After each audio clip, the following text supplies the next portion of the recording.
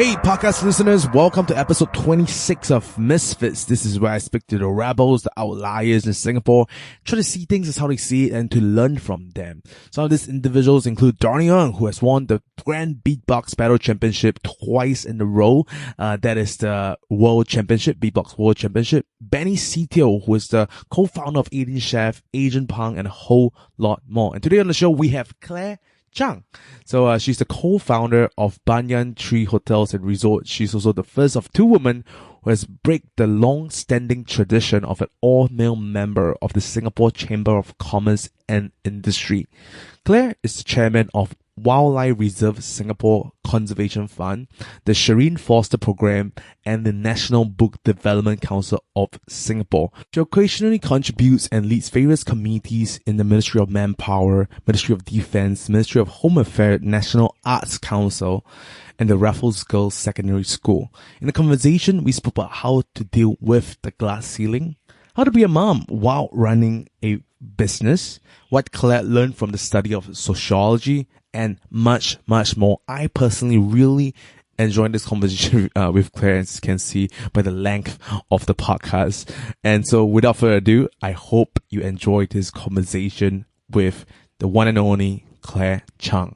Well, thank you so much for coming on the interview, Claire. I really am quite excited to speak to you. I think with years of experience and a lot of our mutual friends has sort of have a very high regards in the work that you do, as well as more than the work, as you as a person. And so I think that speaks a lot, and I'm hence excited to speak to you. Welcome. Thank you. So maybe let's start with this first question is, when you're overseas and someone will come up and ask you, assuming that they don't recognize you, what do you do?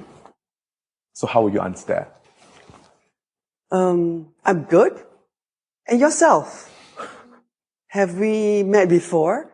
Oh yes, I remember. You start a icebreaker, warm up. Yeah. And then he goes on to the age-old question and be like, wow, so you look very interesting. Like what do you do in your life? What are you doing? Well, when it's an open question like that, and for someone who have lived at least 6 decades, you sort of wonder where you start. Then I will then see where this person is from, the context that I met her or him, and what I would second guess what's the purpose of him coming to me. There must be just a befriending gesture or wanting to ask something. So I will very quickly in the half minute have to do that summary of what this whole thing is about. And then I will just say that, well, I'm a volunteer, or I could say I, work in hospitality sector. So it depends. I suppose with different people, different times and situations, my answer will be different. Actually, I want to dig into that a little bit more because I think I spoke to Violet, and she said you have this sort of a gift of shape-shifting and relating to people. So what will you choose maybe when you meet? So how does that process look like when you choose what hat you wear? I at this stage when I have come through a lot of experiences, I feel that one way I could contribute is to really see how I can connect the dots. That really means respecting and appreciating all the talents around me. And mind you, Singapore, there are plenty. It's just that we may sometimes not have the lens to spot it. And then once we spotted it, we may not know how to optimize it, and even more how to maximize it by stringing them together to scale up to create that bigger impact. Hence, just a minute ago when we were talking, I see in you the talent and the things that we are doing here.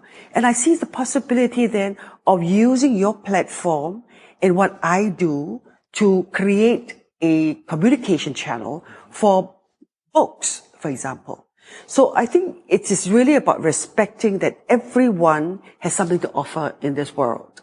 And is to discover what that may be and how to link the various dots together to scale up. I don't believe in singular leadership.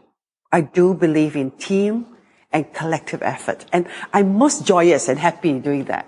So, safe, and maybe my question, a better question would be also, say in the half minute when you meet that person, introducing yourself as a volunteer versus introducing yourself as a business leader or grandma, you know, or wife. Like, what are the few things or the decision making process that comes, you know, when you put a label on yourself, I guess? When someone is older and obviously not in the sector that I'm in, or probably will not have traveled that much, I will probably look at what she's interested in and ask her, what do you do? And then I would take it from there and then frame my interchange. Then if she's talking about family and her, then I talk about my grandmothering. I talk about my children. And if it is about someone who is, I will try to see what interests that person and engage. If I speak to a banker, obviously a young person, they're not going to be interested in my grandchild or the family business sector. I then will talk about how's the banking today, and I immediately will talk about how about banking for women. She'll say, this is probably not a segment she thinks about, then I'll engage. So in a way, I do like purposeful conversations. I chill, yes, small talk about food, talk about fashion, talk about children, etc. But I think every conversation, there's also a purpose. It could be just about love, it could be just about friendship, but that's also a purpose. But sometimes I feel that people are so busy, the amount of time they want to give to me, and vice versa. Sometimes we want to focus on something we can do together. And I always find at the end of it, it sort of enliven each other. Therefore, we had enjoyed a fellowship. We also had a purpose, whether it's working on a book, or whether it's planning for an outing, or maybe working at a common cause, etc. So, in that sense, I like conversations. I don't like Skype. I don't like teleconferencing. I don't even like a phone call. I really like face-to-face conversations because that is total. The eye contact, the touch, the pitch, and all that. We're gonna do a side step. So I read that in the 1950s, you grew up in a 2-bedroom apartment in Racecourse Road, sharing a room with 2 brothers and... 2 brothers? I've got 5. 5? Yes. So all 5 in one room? I mean... In the whole apartment. Wow. So at that time, we don't have beds. Mm-hmm. We have what we call the canvas beds. You know, the kind of foldable, like they use in the army, but it's much higher. I think you don't even know what that is. It's made of canvas with 2 cross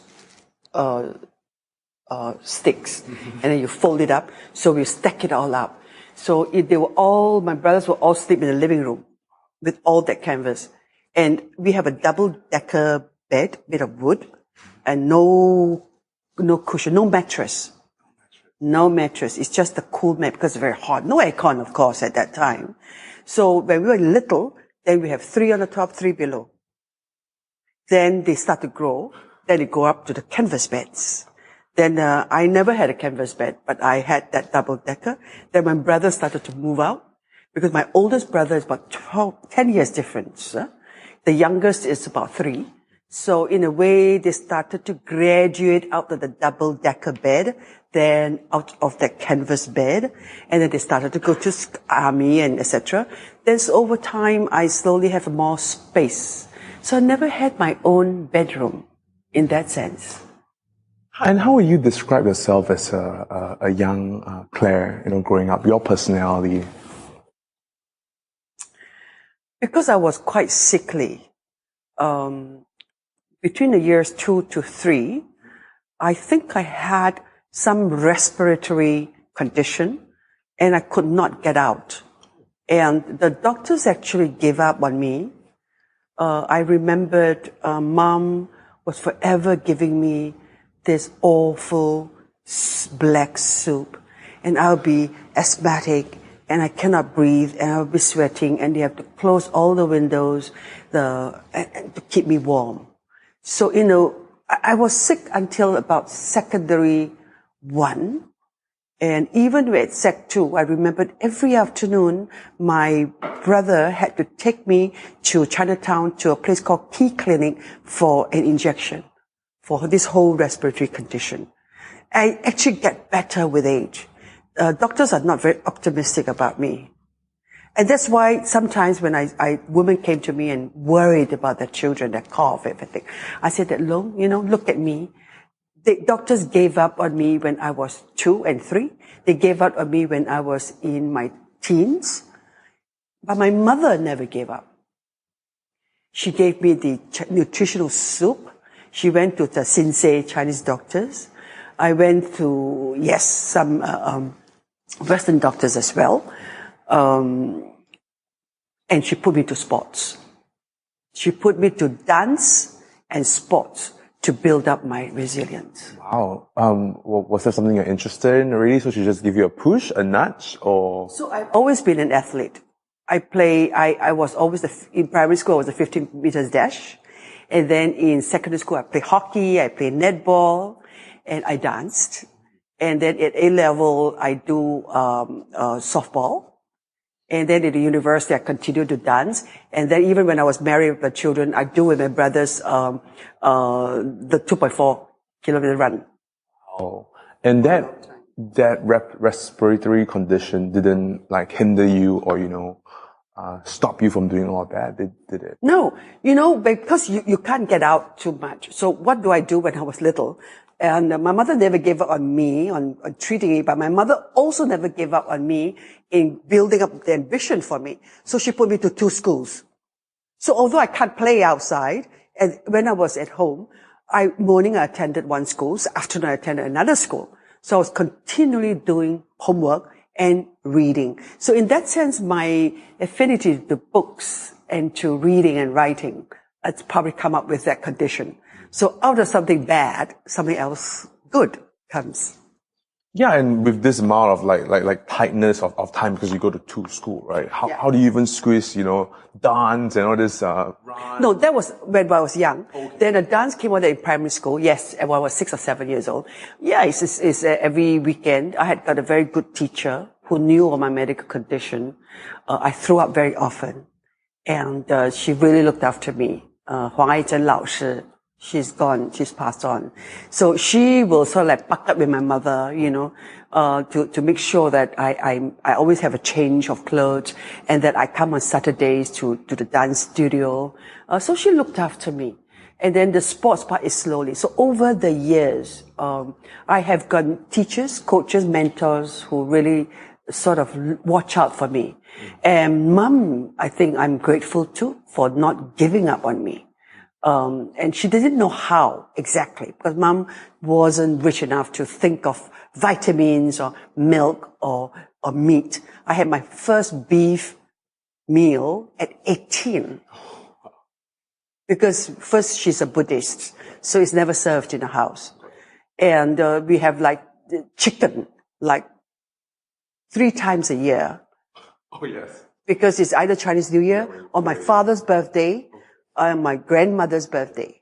So the rest of us, no birthdays. My family has never celebrated my birthdays. So we grew up in a very different Singapore. I grew up in Singapore, which is 700,000 people. And when I was in the university, it was 1.2 million only. So we walk to school, we take the buses, and we play goalie, we catch spiders. We do a lot of self-created games and fun, chatte, hopscotch, things like that, Yeah. So, moving on to school a little bit, and correct me if I'm wrong because I don't trust the internet these days. So I read that you are actually accepted into law school, and also you wanted to study nursing. And yet you end up majoring in sociology. So I guess maybe what are the sequence of events that happened that make you end up doing sociology? I was very good in biology, and I was very interested in it because my older brother, 10 years difference, he was studying medicine. So he would bring home the skull and books on the human body. And I was, I was younger and I was very interested in the human body. I was very interested in health and I wanted to be, but I didn't like science and physics. Oh. And you can't never become a doctor if you don't have those two subjects, right? But that's why I thought about nursing. But he objected. He just felt that, no, it's not something for me. My father and mother had no vocational guidance for me. They say my mother, her hope is for me to be a teacher. It's stable, it's secure, it's a woman's job, it's good. My father had a bigger ambition for me. He wanted me to be a chartered accountant to take over his business. But I saw the way he worked and I saw myself, no way. And I wanted to do nursing, but my brother objected. So, as a result, I gave up. Then I went on to the A level. I then thought of my first degree I applied for and was rejected for was architecture.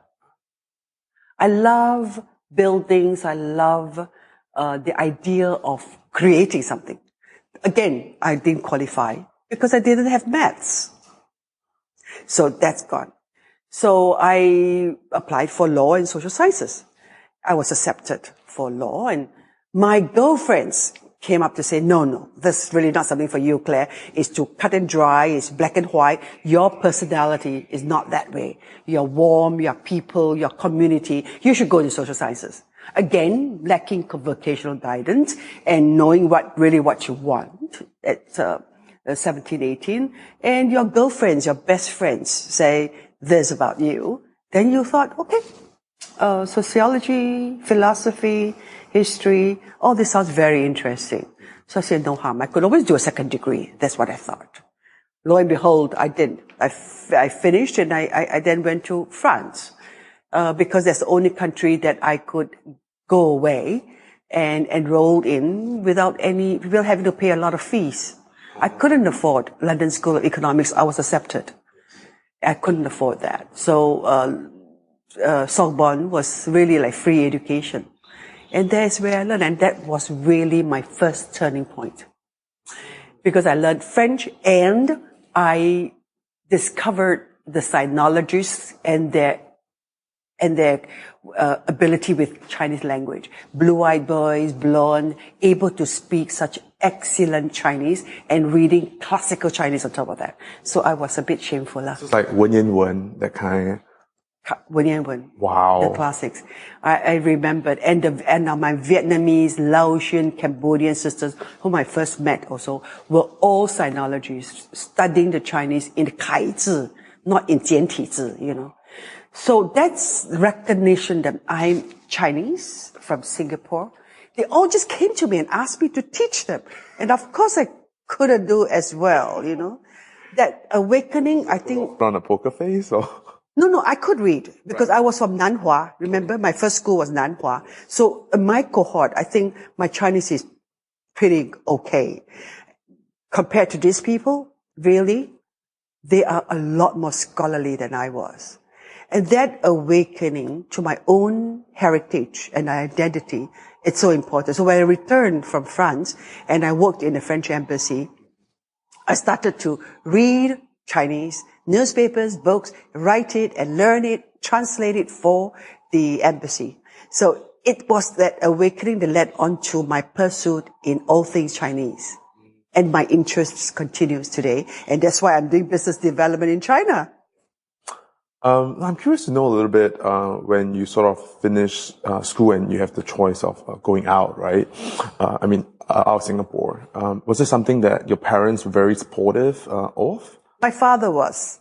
Interestingly, although I'm the only girl in the family of 5 boys, and I have another 5 cousins, so I grew up with 10 boys, really. So you would imagine that parents are very protective. My father was really a learner. And that is something I respect and learn from him. He learned and he had failed so many exams, but he continued to go and take exams on accountancy, and he continued to fail, but he never gave up. So my memory of father is always about on the desk, writing and learning. And then he will disappear for 2 days. He went to Hong Kong, went to Australia to take exams. He come home and says, I didn't do it again. I didn't make it. Wow. Says, okay, you go again the next year and do something.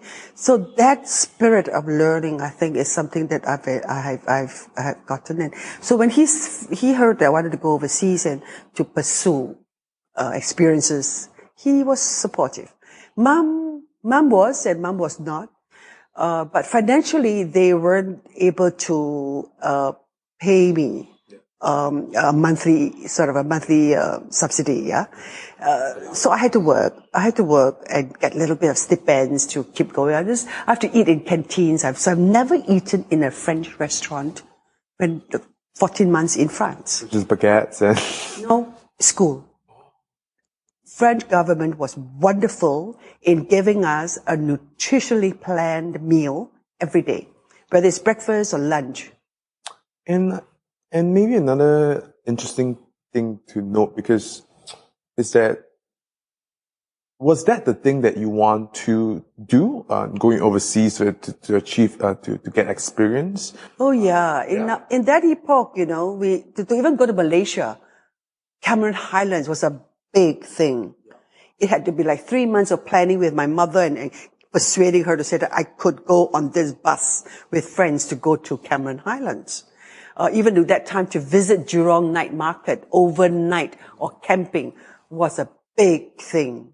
So going overseas, where you can't really make phone calls home, where if you do study overseas, you probably come back once in 3 years. It's like a long way for parents.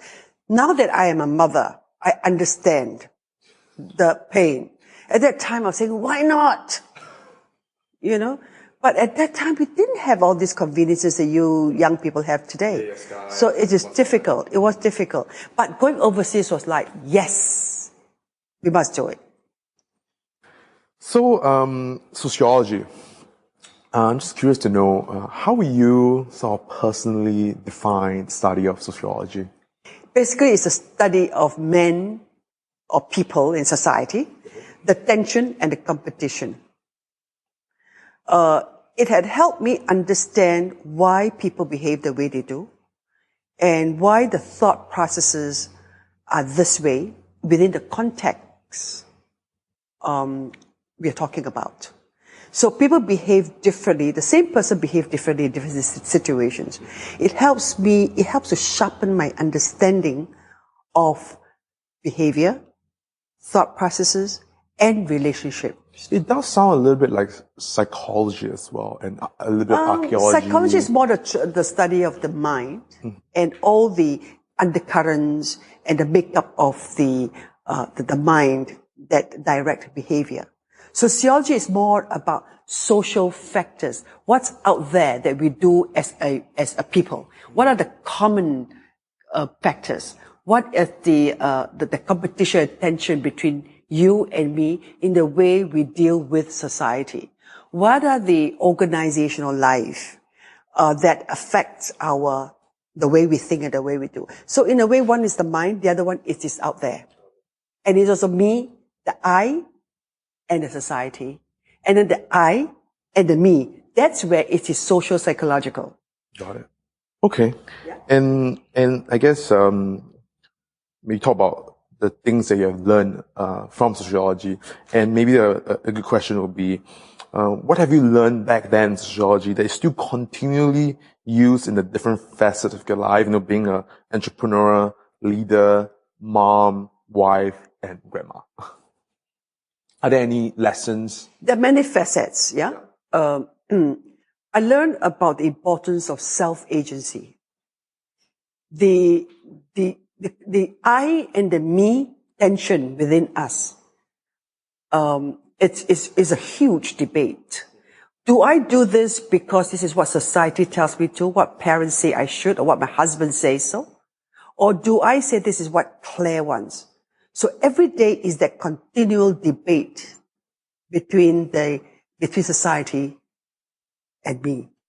So it's something that you need to be cognizant of, that to know that very often how we are, what we believe in, how we do things, it's very often the other voice. It may not be Claire's voice. So then when does a Claire stand up? So, and it is Claire that's going to walk the journey, yeah? So that self-agency is something that I learned early. Nobody walked the journey for you. You have to walk it, but you have to walk it the way you want to. But you then have to define it constantly and continually in competition with the other. So that is basic sociology. So the other, you mean? The other could be big society, what the government says. Right. What community says, what the law says, so what parents say. There's a tension between the other and the self, yes. and trying to identify. First you want to align, you go with, or you want to protest and find your own. You want to redefine and say the society says we all should get married. No, I'd rather not get married. I want to be single. And the society that you should go for engineering and science. No, I'd rather be a poet because that's really what I want. So there's always the other and the me that is in competition. So by knowing that, how has that shaped your understanding of the world and hence the decision that you made? So in a way, I begin to appreciate what I am, my success or my failure or the choices I make are not entirely my own, alone. It is contextualized and perhaps circumscribed and perhaps restrained by many other factors, by the other, by the boundaries of the context, by the rules of the game. So in a way, it curbs a little of the individualism and the freedom. But that's the me in society that I recognize. And that's one of the most humbling experience when I went to Parliament to know that Claire's voice and Claire's view is only one view. There are many other views that we need to also respect. And that's where you begin to be mature and realize that there are many other views that are just as important to respect. That's humbling because it then makes me less less competitive and less and more accepting and more respectful of differences and more able to then focus on arriving at a common ground. It takes away the obstinacy. It takes away the dogmatism. Also that ideological slant in anything you say and do. So would you say that it humanizes me. It also makes me appreciate the importance of community or collective. It takes away the individualism, yes, but it is a managed individualism. So by knowing that, would you say you're more calm? How has that, shaped? No, sociology doesn't make you calm. Certainly not. Sociology opens you up to many layers of meaning about anything.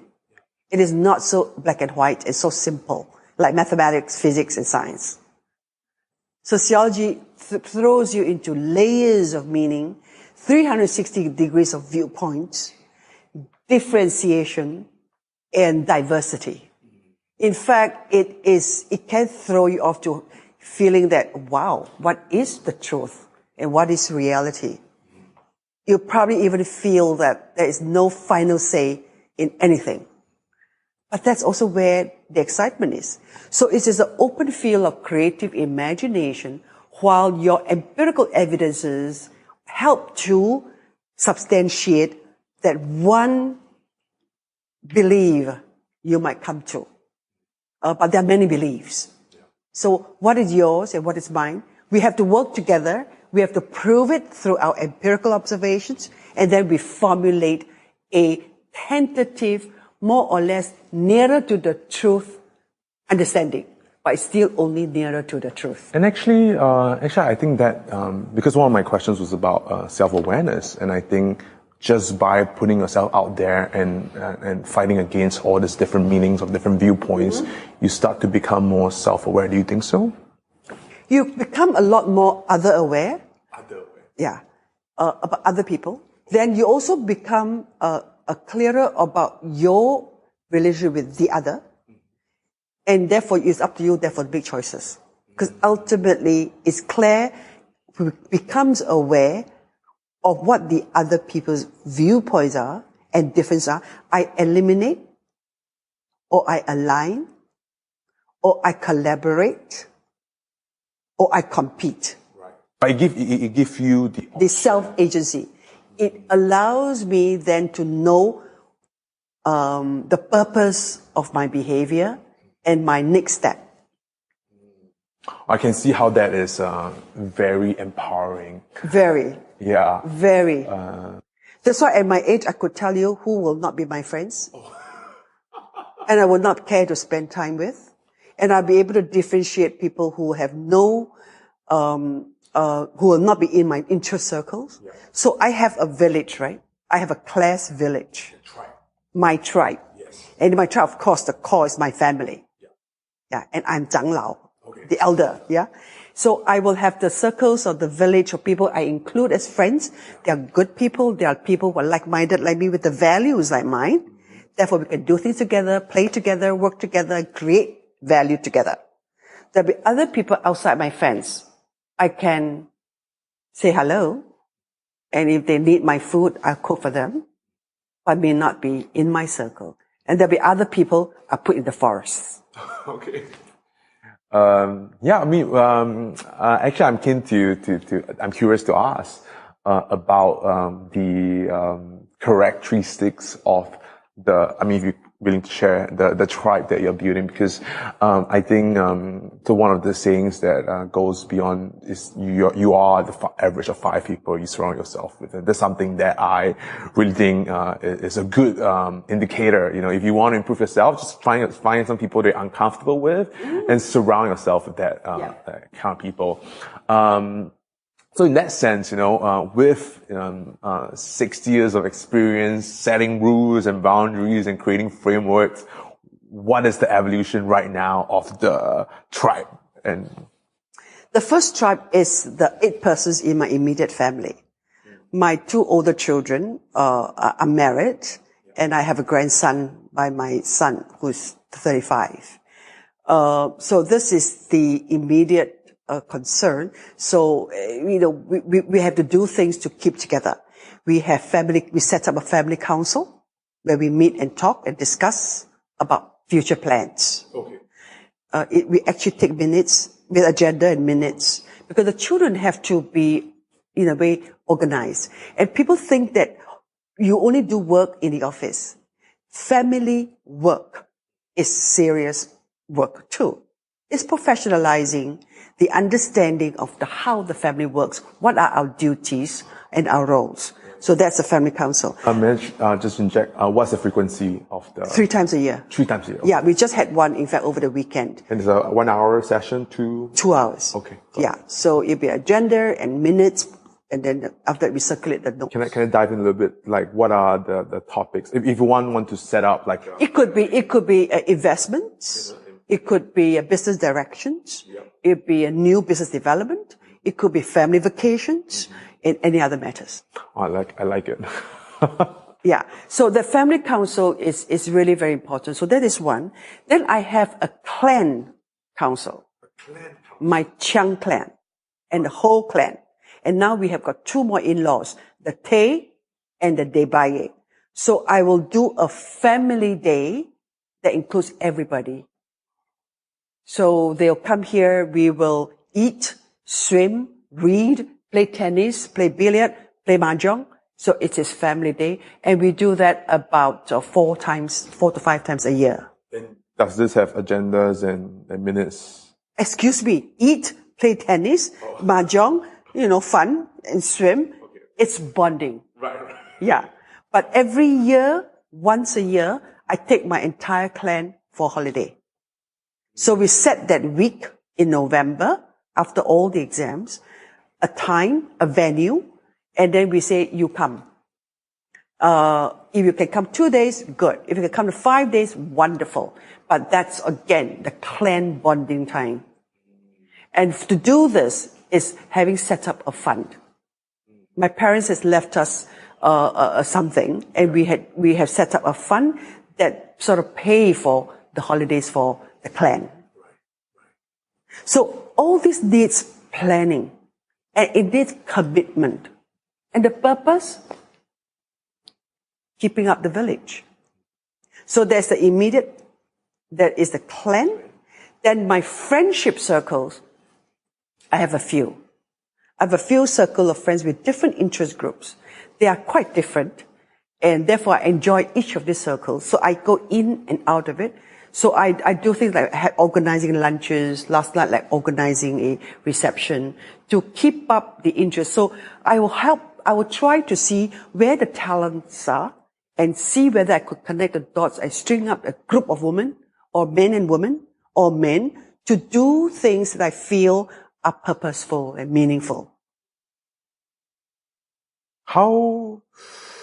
Okay, so on that note of friendship, so those are not immediate relative and relationship that you're born into. What are the frameworks, or what are the no's and yes that you allow someone in or out? You know, is there a general rule? Or I can say personally for myself, if someone would complain or grumble, he's gone, like in forest, in your context.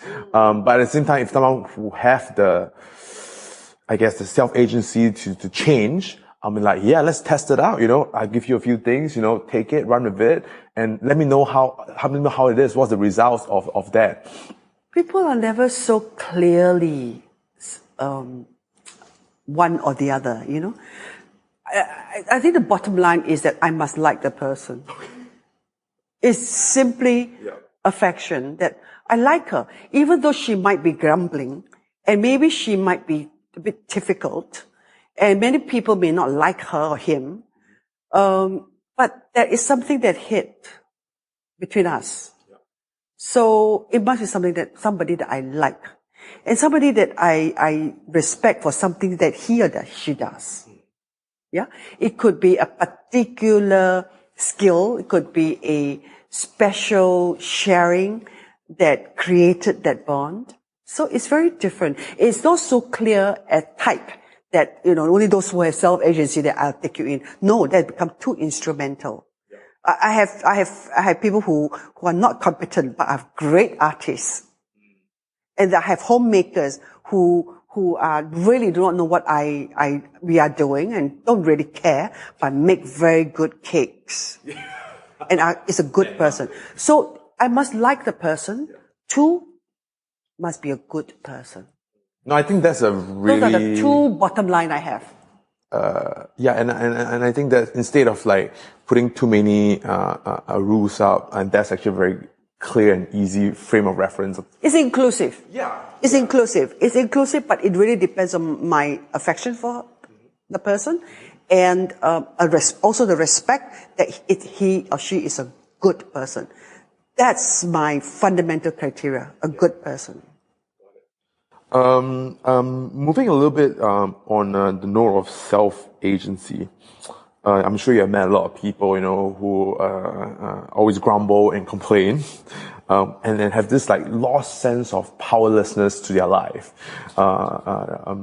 So, what are the most effective practice questions or advice you have to impart the mindset of self-agency? And bear in mind, this might be a close relative, so you have no choice but to hang out with them. So how would you, or are there any ways that it can effectively impart them the mindset? I don't think you can impart a mindset. When someone is feeling powerless, they are not hearing or listening to you. They can't. They do not have that calmness to hear what you say or to listen to what you say. So you can't impart. So if you're in a helping situation of someone who is powerless and you are there, the best gift you give and probably an empowering outcome is simply to listen. Simply to listen to the person. Because when she is able to speak out and take the monsters inside her or him out, that itself is empowering. Because she's beginning to see what is hurting her out there. And it becomes the other that she could stare at. And they started to see by you talking to her or she talking about, she started to realize, actually it's not so serious. Actually, it may not be so bad. So letting that person speak is the most important behavior.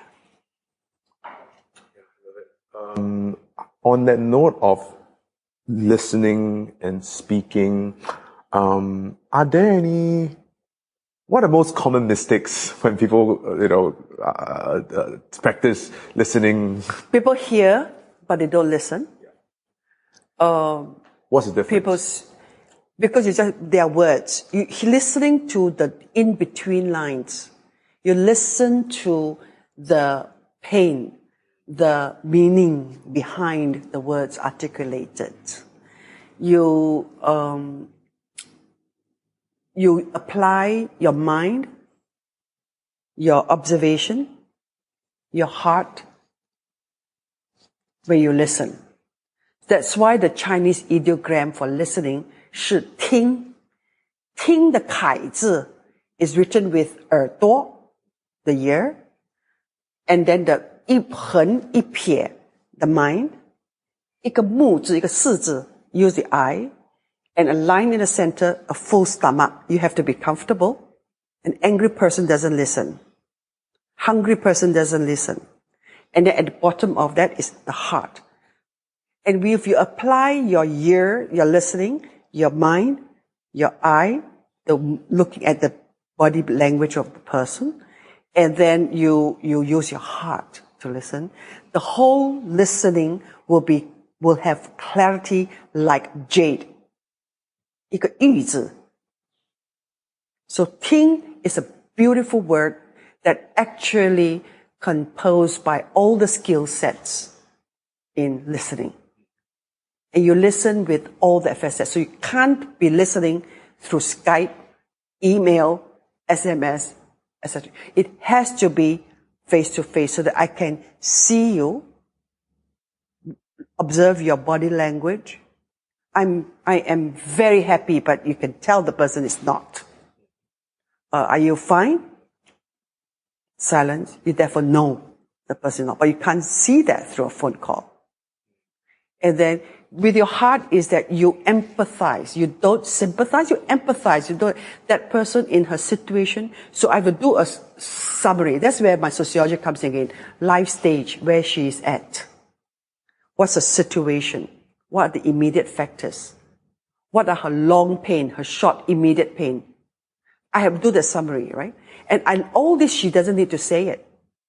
But watching her, I'm listening to what she said. I have all this background understanding that will impact on our exchange. And say, for example, you're asking questions and she's talking about the monsters to bring out the monster, paint a picture of the monster. Are there anything that someone could use? I mean, people are listening to better help the person, be it questions. Yeah.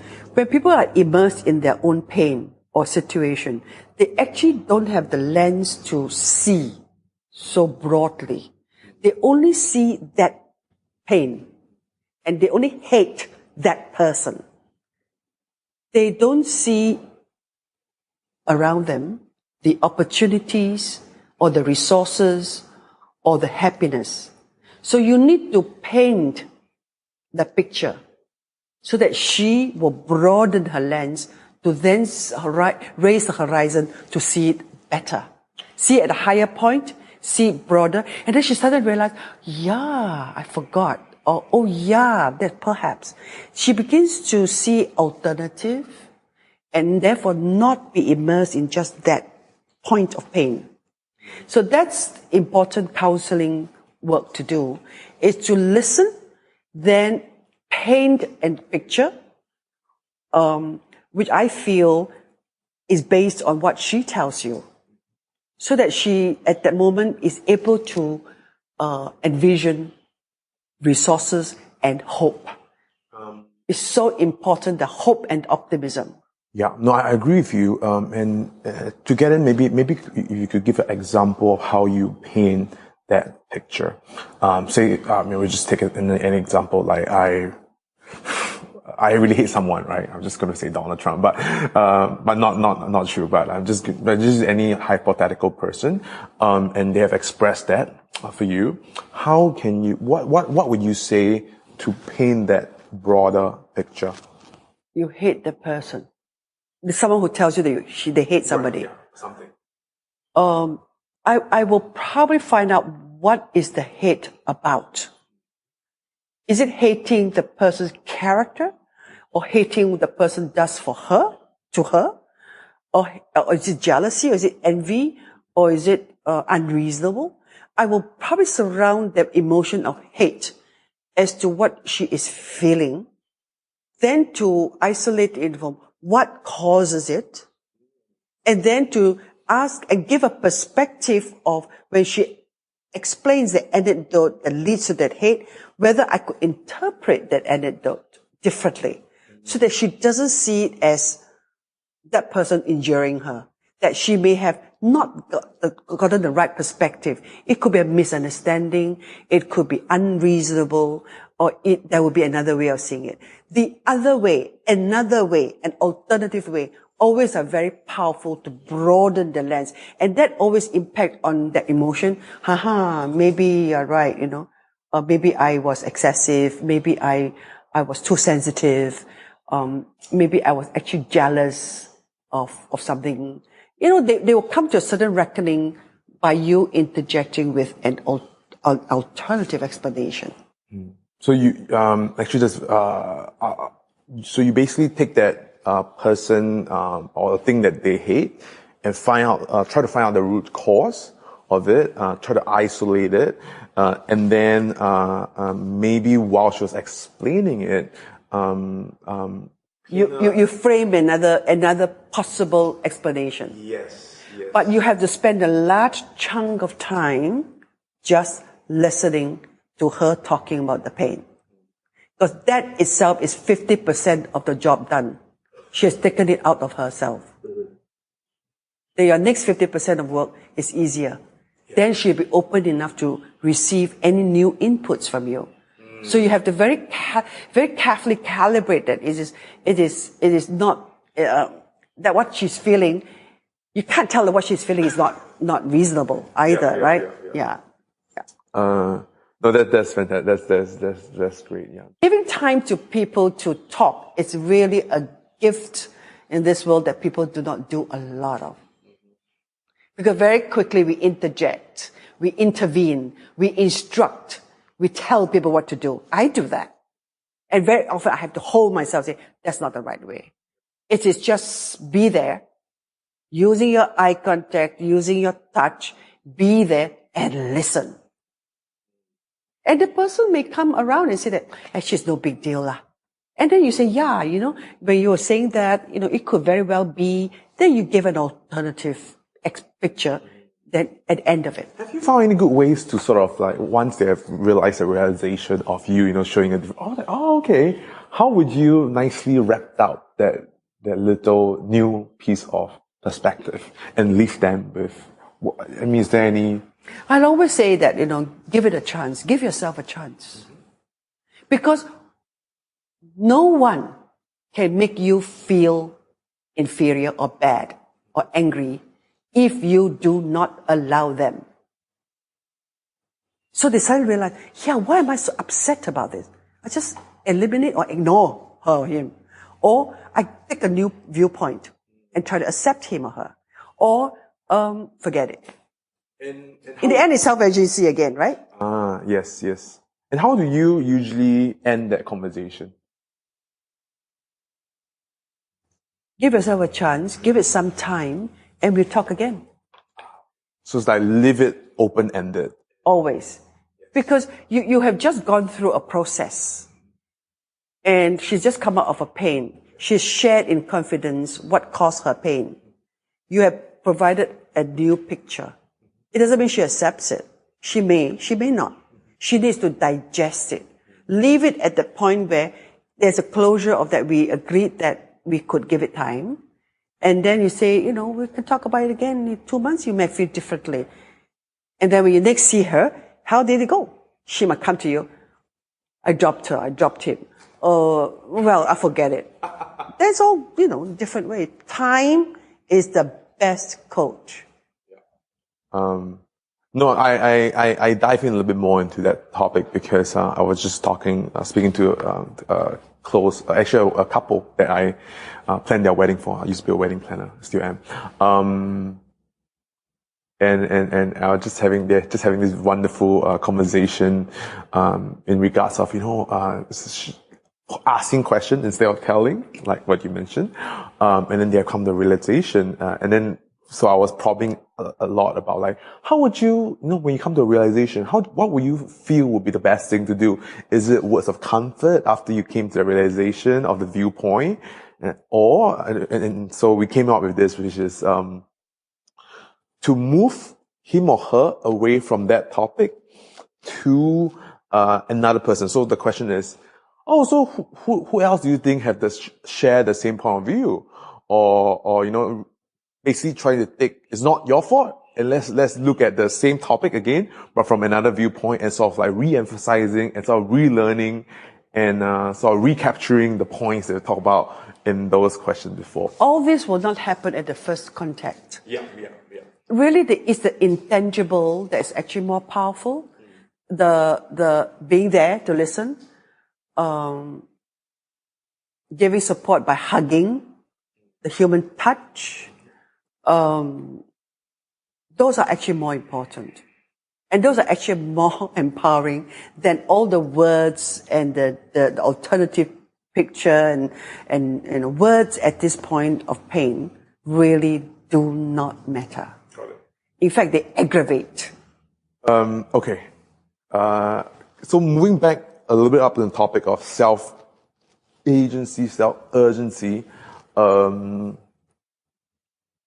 are there any things that you show or tell or present to them to sort of change their mind on taking a back seat on life versus taking an active role?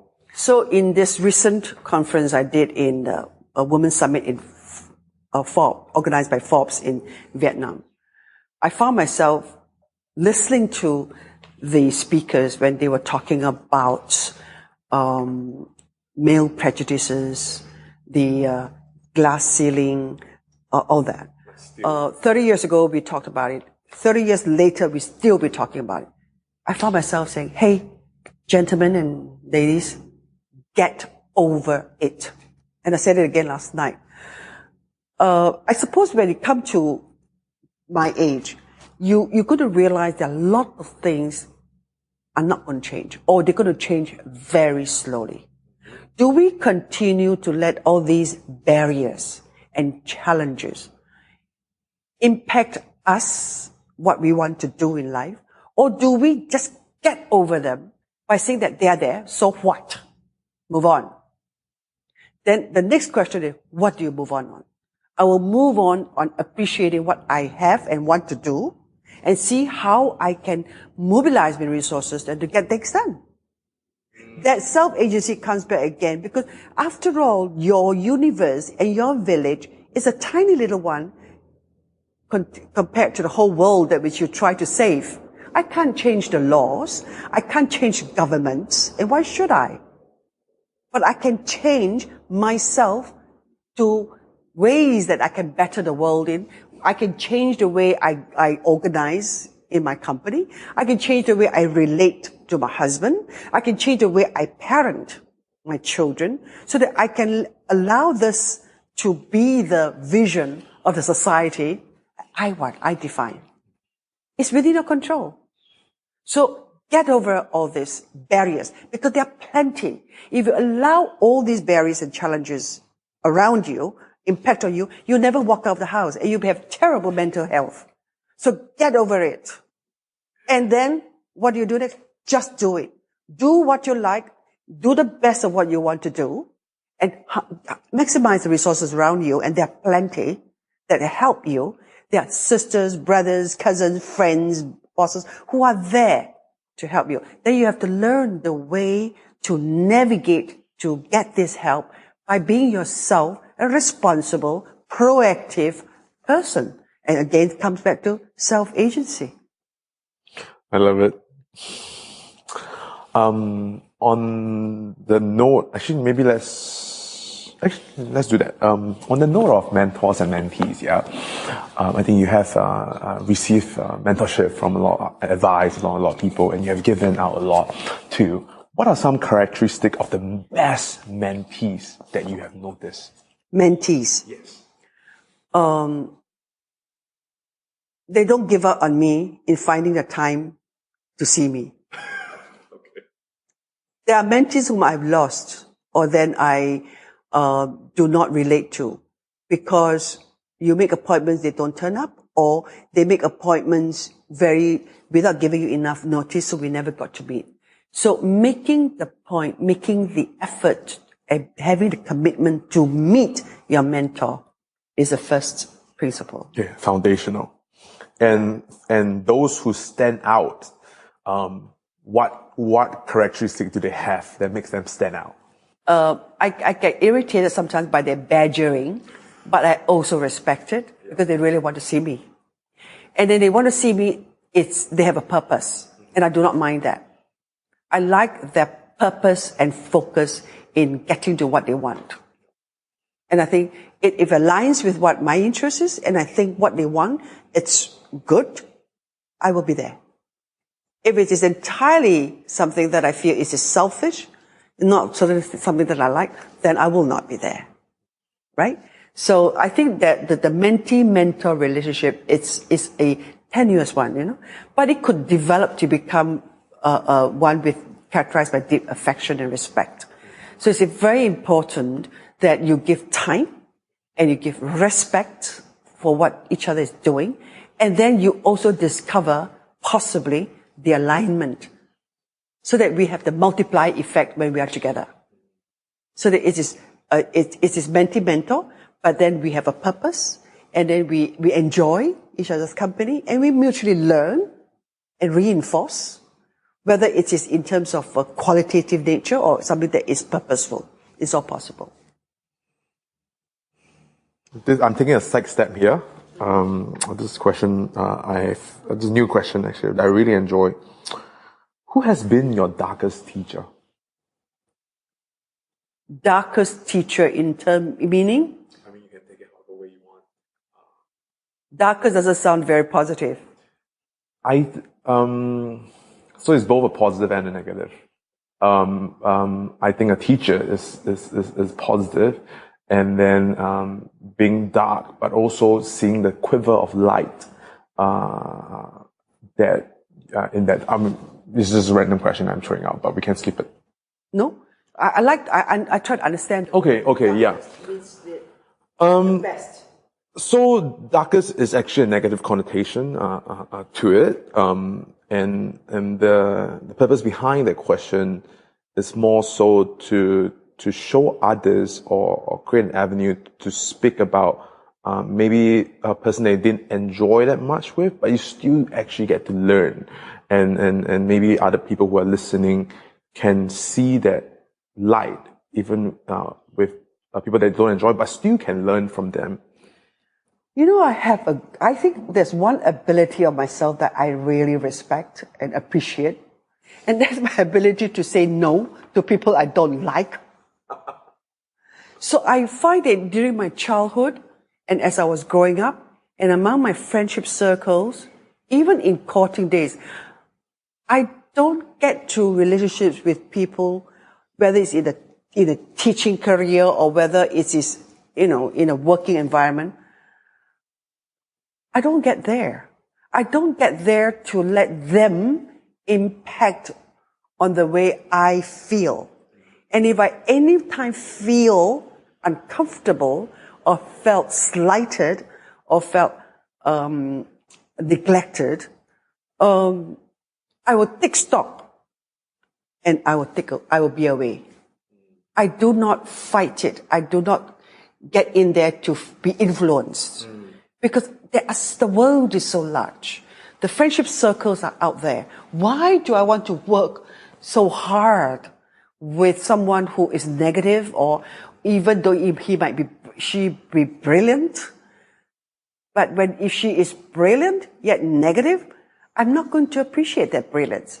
Because the emotional part of me would have been the barrier for me absorbing and embracing that conviction. It's going to be a very hard and tough process. Why do I do that? So elimination is the first tool in psychology on restoring mental health. So I'm telling young people today, there is basic mathematics you need to learn in life. 加, 减, 乘, 除, add, subtract, divide, and multiply. You add value in your own life and with people you like. You add value or you create value. So you always multiply. You can have more children, you add. You can have more money, you create. You add value. Eliminate. You eliminate unnecessary activities that are not useful, purposeful, and meaningful. You divide means you delegate. You create divisions of labor, whether it's yourself as boss with your colleagues, or whether it's at home, household, shared household tasks, or anything. You don't do it yourself. You divide your success goals into bits of possibility, working with different people. And you work clever, multiply, a multiplying effect. I could be listening to a movie, a series is running on. I could be packing my room, or I could be reading and doing some very inconsequential sort of emails or reply and still listening to a movie. Multitasking. So multiply effect. Or you do something where you connect the dots that will impact on many organizations and many networks. So one purpose, one collective effort allows the flourishing of many impact. That is multiply effect. 加减乘除. I mean, I would even add on to that a little bit for anyone who's hearing, is that subtraction, more than often, is the lowest hanging fruits. And it's easier to subtract. So many people will be like, how do you increase this network of friends who make you uncomfortable, right? I would say, don't start with that. Start with subtracting the bad friends that's taking energy away from you. Yeah, it's probably the first step you should take in terms of this 加减乘除, right? But contrary, it is actually the most difficult. And it is least done among many people. Why? Because there are friends who have been with you for some time. You do not know that they actually are hurting you, or they are actually negative influence. You may not know it because you like the person or you think that person is great, but that person may really not be a sincere friend. Or that person may develop and become different in the way they think and do things. They're actually taking away your effort. So you really should say goodbye. Not say forever, but to put him at bay so that you can come out and be yourself. It could very well be your father, mother, brothers, boyfriend, husband, and good friends, because they are so close to you, and what they say is so important to you, but what they do can also be restraining the possibility of you blossoming in that direction. Like if my brother hasn't said no to me on nursing, I maybe could be the best Florence Nightingale. But then all that I have now would have been so different, right? Yeah. So it's a mood question too. But every time a door closes, another door opens. And why it opens? Because you opened it. If someone opens it, you walk through it. Too often, we don't eliminate, and then when we eliminate, we get depressed because we don't go and find another door. And then when the door is open, we may not walk through it because we're too lazy or we're too scared. So we don't seize the opportunity. So many reasons for journeys, And I think you brought up a very important point too. I think I've gone through my journey of elimination just by accident because I went traveling backpacking for an entire year. So all my friends, I'm literally starting anew when I came back. So I guess maybe how would you recommend one for people who are listening and want to eliminate some bad relationships? Is there any tactful way to go about doing it, or something that doesn't cost them that much stress? Someone who you know that are in a bad relationship. No, so you want to eliminate some bad relationships in your life. Are there any tactful ways to go about? You're talking about boy-girl relationship? It could be any. I mean, is there a difference? I mean, I would just walk away. I would just walk away, and people will know. If you ask me for lunch 10 times and I say no, you've got the message, no? Or if a tactful way, you could continue to talk on the phone rather than meet. You could. People are intuitive animals. They sense you're wanting to meet for what purpose. They will sense your friendship or your boundary that you are setting. If they are not intuitive, then they're not actually applying their sensibilities. Unlikely. People will sense it. So you don't need to work that hard, So on one hand, you're right that it is easy to eliminate. Yeah. But cognitively, it is sometimes hard for people to eliminate what hurts them. Like people who are in domestic violence. You would think that they should just walk away and go and make a police report. Right. They don't. Because there is still the love, that reliance, that dependency, and children involved, right? So you can't eliminate so quickly. You'll hate this boss. You can't just eliminate because you have the security factor involved. You can't just walk away from your bacon because you need to pay for the mortgage the next month. You can't eliminate sisters or who are friends or real sisters because they have been with you for the last 2 decades. So it takes a courage to step out of comfort zone or what you are habituated to say no and start anew. But to be able to do that is really giving you a new lease of life.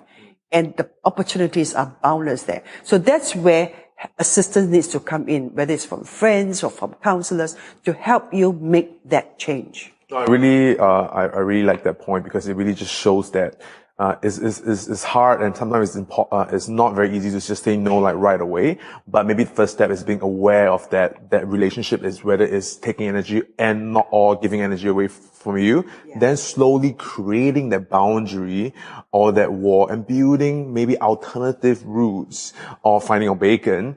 Then having that, courage. Maybe then it's not courage. Maybe then it's already, you have all the tools you need to move on, So there's one dictum in Chinese that's actually very important. It's really like my motto. 知己知彼,百战百胜. You know yourself. Means you know all your strengths, weaknesses, you know yourself, you know your limitations, you know where you're good at, where you're not good at. Recognize it. We are not perfect. You know yourself, you know 彼 is the other. Whether it should be a battle or your opponent, whether it is your boss or whether even your husband or whoever, the other in the interchange. Right? You know yourself, you know the person. In that context, you are able to work it. Whether it is the purpose, the agenda, the process, the approach. 知己知彼,百战百胜, you win all the battles. So moving back a little bit, it's just like conversational parkour. So when I was doing my research, actually, so I noticed that, and feel free to correct me if I'm wrong, both you and KP, your other half, strike me as a wanderlust and a romantic at heart. You spend a big part of time backpacking extensively and frugally, staying at $1 hotels, and coughing your night away. And even when you're in Hong Kong doing your graduate studies, you have to stay not in the Kowloon, not in the Hong Kong island because you're trying to save money. We could afford anywhere else, not save money. Is there a story that encapsulates your earliest traveling experience? We are both trained in development economics and sociology. Me, sociology, him, economics. And I was very motivated by my teacher, who gave us the first question: what are we developing for? What is modernization about? What is the final impact? To create value in terms of dollar terms, or to create value in community wellness? That brief, what I learned in 21 years old, or 18 years old, and after in my postgraduate when I do my master's in Hong Kong, or what I'm doing now, or even just a decade ago when I'm in Parliament, the questions that I raised, it's still on the same brief. So I have not changed in my investigative query. So that is the sociological imagination in me. So now I ask the questions in the Shireen Foster program that I'm managing in SMU. I ask, how has the city of Singapore developed? The city plan that you see, how has it delivered its promise to deliver to the Singapore people quality living? And I'll say yes. And I can see some aspects, no. Then how can we improve? So it's when you question, it starts a conversation and debate, and then you start to look for solutions. So KP and I love conversations like that. We always ask what if, and then we can not only just see about Singapore. So we love to see, what is Malaysia doing? What is Indonesia? What's Thailand doing? So we travel. And we love cultures. We love heritage. We love... You guys met first and then travel together. Yes. Okay. So your traveling wanderlust starts together, or have you both separate are travelers already? We are travelers already. Yeah. As I said, for my travel was like, between Malaysia and Singapore. It was a big thing to go to Cameron Highlands, and all that. Travel is very much part of our spirit. For KP, because he was born in Thailand, grew up in, he came back to Singapore only about 18 to do the army. But he was really like traveling around, studying in the States, went to Taiwan and grew up in Taiwan. So in a sense, we are travelers. So when we were together, we both love history, culture, heritage, and development debate. Therefore, we need to travel to understand. And he was a journalist. I didn't marry a businessman. I married a journalist. He married a sociologist. So we are both workers of the mind rather than of business. So we were traveling around for him when he was writing stories. And then in that travel of doing his work, we begin to feel the need for closer understanding to what this development is all about. And that is the first, I think that's what seals a romance. Actually, so I really want to ask you about traveling, because, during the 1980s, you came back to Singapore, and, what are some of the events that happened in those years that make you sort of like, sacrifice a little bit of that wanderlust, the sense of time for your both of you guys and for yourself, and coming back to take on a more, leadership roles in pushing for the cause that you want, or was just... I didn't sacrifice any wanderlust. I have traveled even more after I got married, because our job is about traveling. So in a way, in that 12 words in Chinese that describe my travel and wanderlust and work and family. 游山玩水,吃喝玩乐,都是工作. Meaning, my job is hunting for the next banyan tree. That's in business development in China. And KP and I traveled a lot together to understand the hospitality sector. So we traveled to Hawaii, we traveled to wherever there are beautiful destinations to learn. So when we started to develop hotels, we travel. And now I'm doing business development in China. I travel. I travel with the children, whether it is one or it is two or all three together. We travel every year. So I have never stopped my wanderlust. I will do it. I will continue to do it while my legs are able to travel, because I think is life education. It's the biggest life coach opportunity. Moving a little bit to marriage, right? This was also about the time you had your first son, Ren Hua.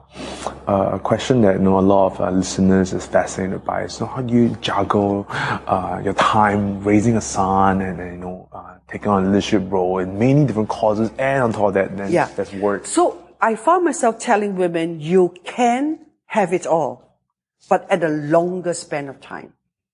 For men, it's a very linear engagement.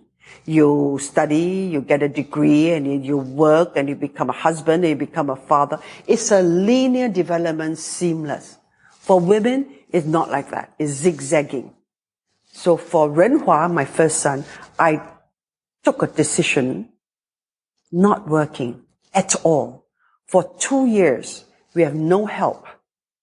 We learned everything from pregnancy to gestation, to breastfeeding, to cooking, to mending the house, to raising a child. I attended Montessori schools. So I did my own life education about family work.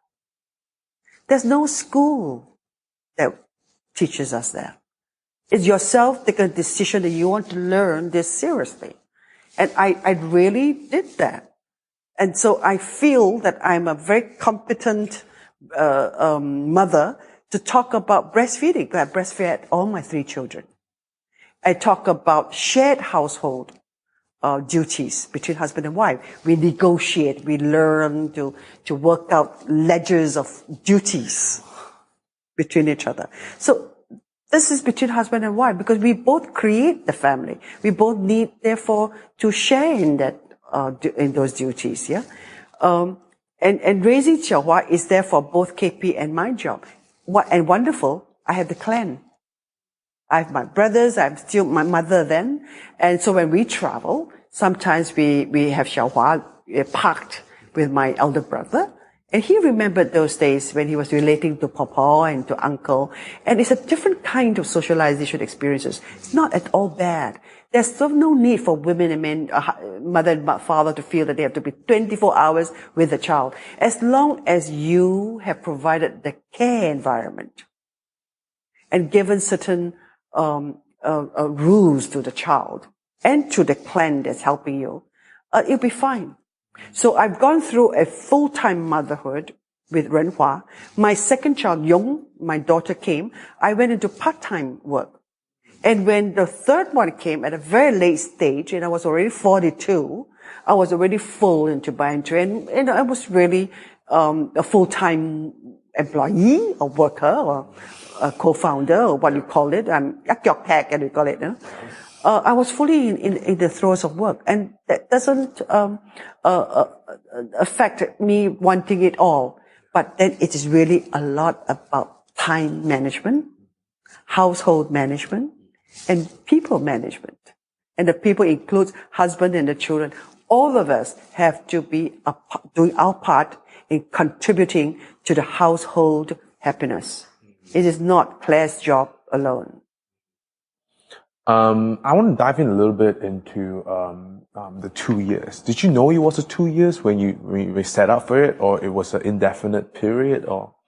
For the first 2 years. Yeah, correct. Did you know it was 2 years when you started the 2 years? No. But when I was doing that, I was still doing projects. It doesn't mean I don't work at all. Oh, okay. Okay. I just do a little projects like with oral history. I did the oral history project. For example, it's not a huge lot of money, but it's keeping me engaged. But I was attending Montessori workshops to learn about the Montessori principles. So I am still, in that sense, at work, while in the family. There's a distinction here that we need to make. A woman's work is quite diverse. It is self-work, it's family work, it's children's work, it's work. Right? I don't know whether a man sees it that way, but I think I'm seeing a generation of men beginning to appreciate it in a diverse way as well, which is therefore good. But in my epoch, I just happen to have a husband whom I train well to adopt these bits and to therefore create these bits, the self bits, family bits, community service bits, and the public service bits. We all have our bits to compose what we call our lives. Yeah, it is all important to us. So it is not whether it is 1 year or 2 years that we contribute to house of a public service or we feel that we are sacrificing. No, it all happens all at the same time, and we do not put them away and we do not chronologize them. They are all important values to our sense of wellness. We want to, at the same time, taking care of a child, at the same time working, at the same time contributing to the community and doing things that we like as a family. So I think we can have it all if we have the vision of what we want, then we allocate the time to get there, and we eliminate all the unnecessary activities, or we learn to work smarter so that we create the time and value that help us have it all. You see, I mean, from my perspective, it seems like the 2 years was a lot about learning, was a lot about, defining what you want, defining the objective, and then hence, at the third one, at the second and third one, you learn smarter ways of working with. Does it? No. The 2 years was simply learning about mothering, about taking care of house. I just got back from Hong Kong after 4 years. We didn't even have a house. We rented a flat, and we have no help. So it's this learning about setting up home, learning about a pregnancy, then after learning about breastfeeding, about cooking, and about preparing for the baby and raising the child. So it's an invaluable 2 years because it sets the foundation for me about being a mother and being a wife. And that certainly directs my effort and contribution to the second child. And by the time the third one came, it was like, done it all. I know what I'm doing. I'm more less. It's okay if he sort of threw up the milk, no big deal. And if it's his first fall, it's okay. Just, put some cream on. Yeah. Not so easily sort of, fazz out, and it was wonderful. By the third child, you really enjoy it. And now with a grandchild, even better. Not my problem. I just have the child to enjoy. A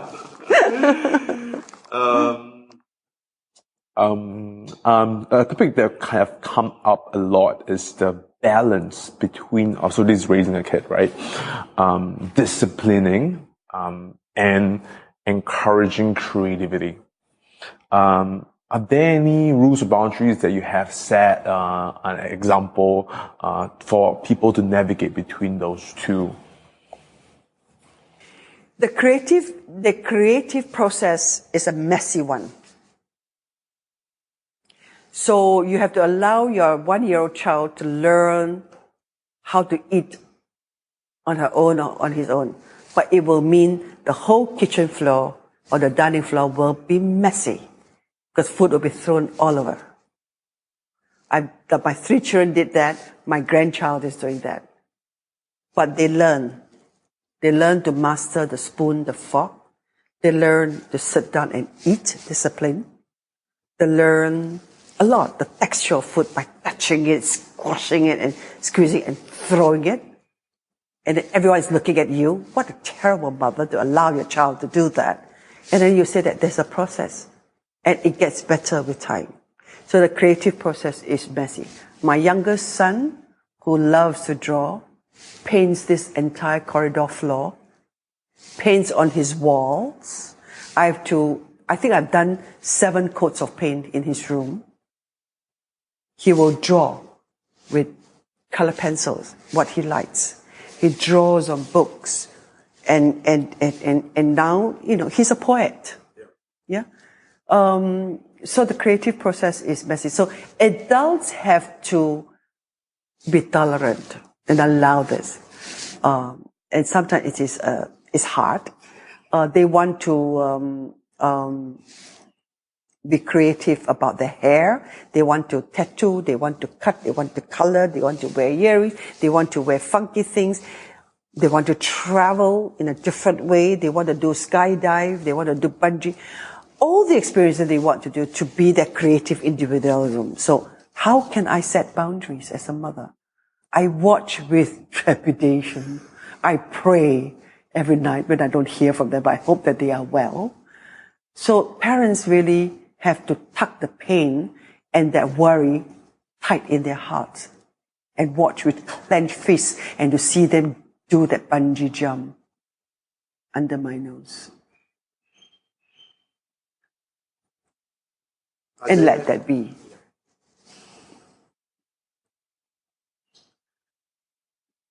And where is the clear line? I mean, is there, you know, let's take, for example, of drawing on walls. Is the clear line at the 7th coat of paint or the 12th coat of paint? Or it would never, you know, or let's not even paint it at all and let's just keep drawing. I think, yeah, do you have anything on that? There's always a tug, where the limits can be. Those are things when they're growing up, you can still sort of like manage it. But, you know, it's just a wall. 7 coats of paint, 15th coat is no problem for me. But what they do outside of my orbit of supervision, I don't know about, is what I worry. Because they're overseas schooling and whatever they do there, I do not know. I therefore only hope the values, instructions, and rules that they have grown up in will hold and that they know the boundaries. It will never be me ever able to supervise the application of all those boundaries because I'm not there. And they are travelers and they are out of the house. Therefore, you just hope that you've given them enough of foundational values to guide and restrict their actions. And that is, I have to say now that my older son is 35, my daughter is 31, and Chun, my last one, is coming 23. And I think they have all got the set of values and rules to guide them, knowing what they should not do and where the boundaries are and where's the limit. I'm confident to say that they know those rules and limits. What is the process of imparting those values, rules? It starts from day one when they were born. And then when they grow up, you know, the time to eat, I do not run around feeding them like parents do. If they don't eat, I just take it away. They'll get hungry and they'll eat, right? And then you continue to have the nag, pick up your things, arrange your rooms. You continue to have to impart on them the need for discipline, time to bed, time to write, study, and time to play. It is over years of upbringing and showing them that what you do as adults. And then they watch you as role models. They follow. And then they themselves know whatever effort they put in is the reward they get. Whether it is in the marks they get in school or whether it is in what parents say and do for them, they will know that, and that is important for me, that they earn the credits by the effort they put in. They need to know that. It doesn't just come from the sky. So if they don't work hard enough, they lose in the game, in a sport. If they don't study enough, they lose out in the marks and in the ranking. They should know early the effort they put in is what then they get back in return. These 3 children, therefore, really know. And that's the only one big lesson that we instill in them. So I monitor them closely between 14 to 16. Because that's the most active period of individualism coming out, rejection of parental supervision. I want to find myself and I want to discover the possibilities, right? And there's all the time when they get distracted. So those 4 years, so important to KP and myself to watch over them, friends they make, the studies, whether they're allocating enough time for study and sports and friendship and distractions. So we watch. We can't direct so closely. We watch. Then I have very good support from the teachers when they are not doing well and why. And then we work out a timetable. We allocate their management of time so that they do not overspend time for sports and neglect the school, or that we choose the classes that they actually enjoy and the discipline. And then we work with teachers who not only just look at their performance, but looking at their personality and their character development. So in that sense, I've been very fortunate. But then parents have to be involved. So I speak to teachers. I visit the schools. I work on schedules. So I help the child to grow up knowing that there are rules and there are goals. What are your goals? Work at the set of goals, work at an agenda, work at a time allocation, and we get there. And there was my eldest child at Renhua, I needed to stop his extracurricular activities because it was definitely eroding his time for studies, and therefore that was declining. But the teacher worked with me on it. So parenting is not just about you parenting the child. Parenting includes you working with resources like the school teachers and his friends to try to get to the goals that you have set for the child and the child set for himself. So I work with my children's friends. I talk to them. They're always here. We meet here. They play here, and there is the parental guidance through to the collective. Yeah. That helps. So that I know the friends he goes around with. And I think the one point people miss out a lot is the idea of attention that you give to the kids, and the attention. I watch their journey. Yeah, it doesn't only define you with the kids, but also you with the school, you with the relationships that they have with their friends. Yes, even with their friends' parents. Yes. I think redefining that is illuminating for a lot of parents who are listening. We're going to move a little bit into being a wife. I think people see from the outside, that a successful marriage is like the easiest thing on earth. And I'm sure both of you have put in a lot of work. What are some of the habits and rules you have to relearn or develop after marriage that you would say is very helpful to both of you for a ground or foundation of a successful? I think there are phases in marriages that one has to recognize. And I always symbolizes the marriage in an infinity symbol. It's like an 8, but it's an infinity symbol as well. So we are both individuals, 2 circles, but we are tied together in infinity by a thread that pulls us along. So that 2 circles can sometimes be flattened, can sometimes be rounder, can sometimes be a little bit oblong, but it moves along. And there's always that tension and always that fluidity of connectivity also. So that has always been something that I am aware of. We are individuals, but we are tied together. And the tied together is commitment, is marital commitment. A commitment means work. It means sharing. It means responsibility, duties. So we tug along and we move along. Sometimes it's very full circle, sometimes it's flattened circles, as I said, because it deals with the dynamic changes that happens within us, around us as individuals, and around the family, because we are 2 persons, then we have got 3 with the first child, then 4 and 5, and now we have 5, and then now with the in-laws. So it is dynamically pulling along, and our attention and our service to the commitment also therefore change dynamically with the change in numbers and when they grow up with their own individualism, it's no longer just 2 circles. There are many circles that tug on these 2 circles because you are dealing with 3 growing adults with now their with their spouses. What does that require? Therefore, that that recognition that you are building a village. The marriage is therefore contextualized also in this village. So the marriage goes through the early stage of two persons' intimacy and passion to a growing family of commitment and responsibility, and then to now of consolidated strength of memories and experiences.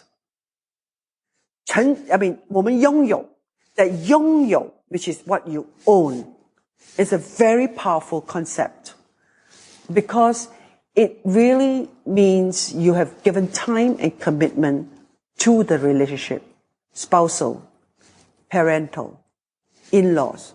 There's so much of the commitment, so much of the ownership in it, is shared memory that no third party could really take it away. Because this year we are celebrating our 40th anniversary. It's a long time. It's 40 years of commitment to the marriage and the marriage in the family journey. Who can take that away? It's solid. It's investment. They are cherished memories. They are our journeys. We have grown in the 40 years and we're different. But there's certain values have not changed. For me, from whether I was 21 or was 18 or was 21 or whether I'm 26 or whether now I'm 65, going 66, the values haven't changed. The values will be that reliance on self-agency. I cannot blame my husband or my children for not doing 1, 2, 3, 4, 5. I could only blame myself for whatever I felt that I have not done. That self-agency is still mine, whether I am married or I'm not married. So that is the definition of and the importance of self-agency. My belief in the autonomy of women. So like it or not, KP has to know that he has married an independent woman. I travel on my own, I do things I like, and we negotiate the time. Whether I'm away or he's away, what do we do with the family? We arrange. And now with the children all not with us, we both travel and then we meet. The autonomy of one another is important. The importance to the marriage, the commitment, that is a shared job. So we both, after every 3 years, we change what we read, what we like, and how we dress. We change. We learn new things to keep alive the relationship. That's important. We adapt to each other's new likes.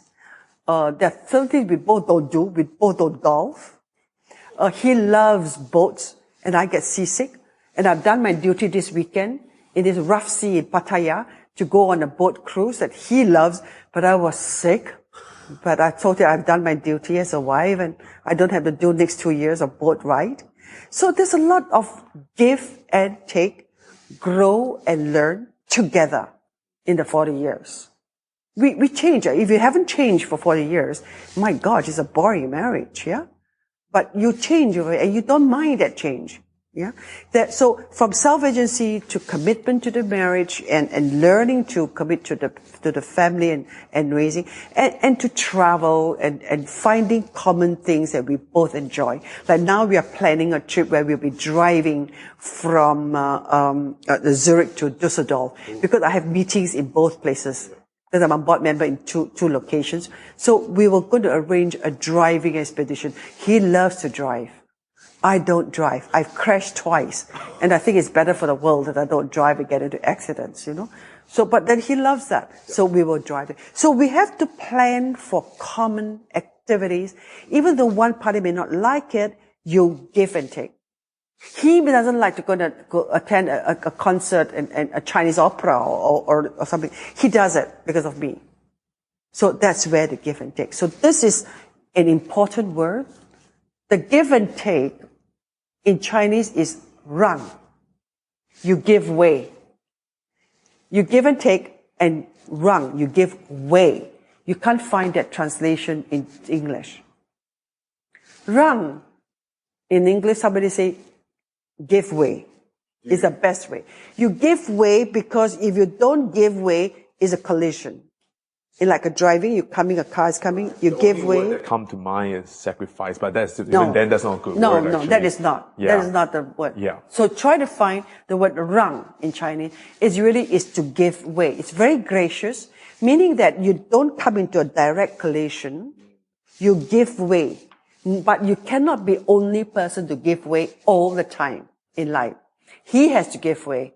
You have to give way. But by giving way, you walls around each other. And you avoid the collision. I think that's the way we have sustained 40 years. I think also the other party also got to recognize that that you are giving way. Then the next round, he gives way. Yep, there you go. There we are. So it has to not be. So there was one time I remember someone saying, Claire actually even serves tea to her husband. And I said, why not? Because he serves me coffee the next day. It's the fact that not I doing it only. He will also do it. And there's so many little things that KP does that I don't do. He will do very sweet things like, when we travel or even sometimes at home, he will make sure that my toothbrush, he'll put on the Colgate. So when I get up, I could just brush my teeth. It's so sweet, right? But I do other things. I cut his hair at any time that he wants. Wow. And I've done that for all these decades. Wow. So it is all right for us to be the women to serve tea, but he also serves you coffee. And he does the Colgate thing. Is that a woman's thing? People may say so, but it's done by KP. So there are little intimacies that in a relationship, one mustn't say it is a man's job or it's a woman's job. It's what you feel in your heart the moment. Well, thank you for sharing that. I think a lot of people will be more courageous, men and women, to do those acts of service for their loved ones. Yes. And I'm sure you're being asked this a lot, being seen as a super mom and now a super grandma. Hate that. And then they look at you and they seem to have it all. And if, like, say, if a new mom, were to come up to you, they are trying their best to juggle between their professional work life, running a new business, and bringing up a baby and taking care of a husband, and feeling really overwhelmed by all of this, right? What are some of the questions you pose to her, or things that they can start thinking about? I'll tell her it gets better every day. And I'll say, enjoy the mess, the chaos, the busyness. Enjoy it, bit by bit. Ask for help. Ask for assistance. Whether it's your mother or whether it's your friend. Learn about what I was saying earlier. 加减乘除. Add, minus, subtract, eliminate. Because women need to know the eco map. They need to draw out the eco map, where their strengths are, where their weaknesses are. They also need to find out where those opportunities can be. Those opportunities can be the bosses, their husbands, their friends who could assist. And what is the biggest threat in the life stage now? The biggest threat to her health, the biggest threat to her marriage, the biggest threat to her sense of peace. She must write it down. So doing that ledger or the balance sheet is everyone's job. I don't think we do that enough. Yes, I agree. Sometimes you ask a man, what's the most important thing in your life? And they say, family. And then you ask next, how often do you eat with your family? He says, this week I have not eaten a meal with the family. So you believe, but you don't do. You do not walk the journey. Yeah, you need to do something. So doing the ledger allows you to align. Therefore, he has to minus that meeting with who and so to create time to eat with the family. He has to eliminate in order to create time with the wife. Yeah, I think what you say reminds me of this quote that I've recently came across, which is, as a kid you want everything, as an adult you make trade-off, and I think that encapsulates that. Yes. Whatever that's important to you, do more of that, Yes. and whatever that's less important, do less. Yes, but you need to sit down and work out the list of what is important to you. And then when you say it, make sure you walk that journey.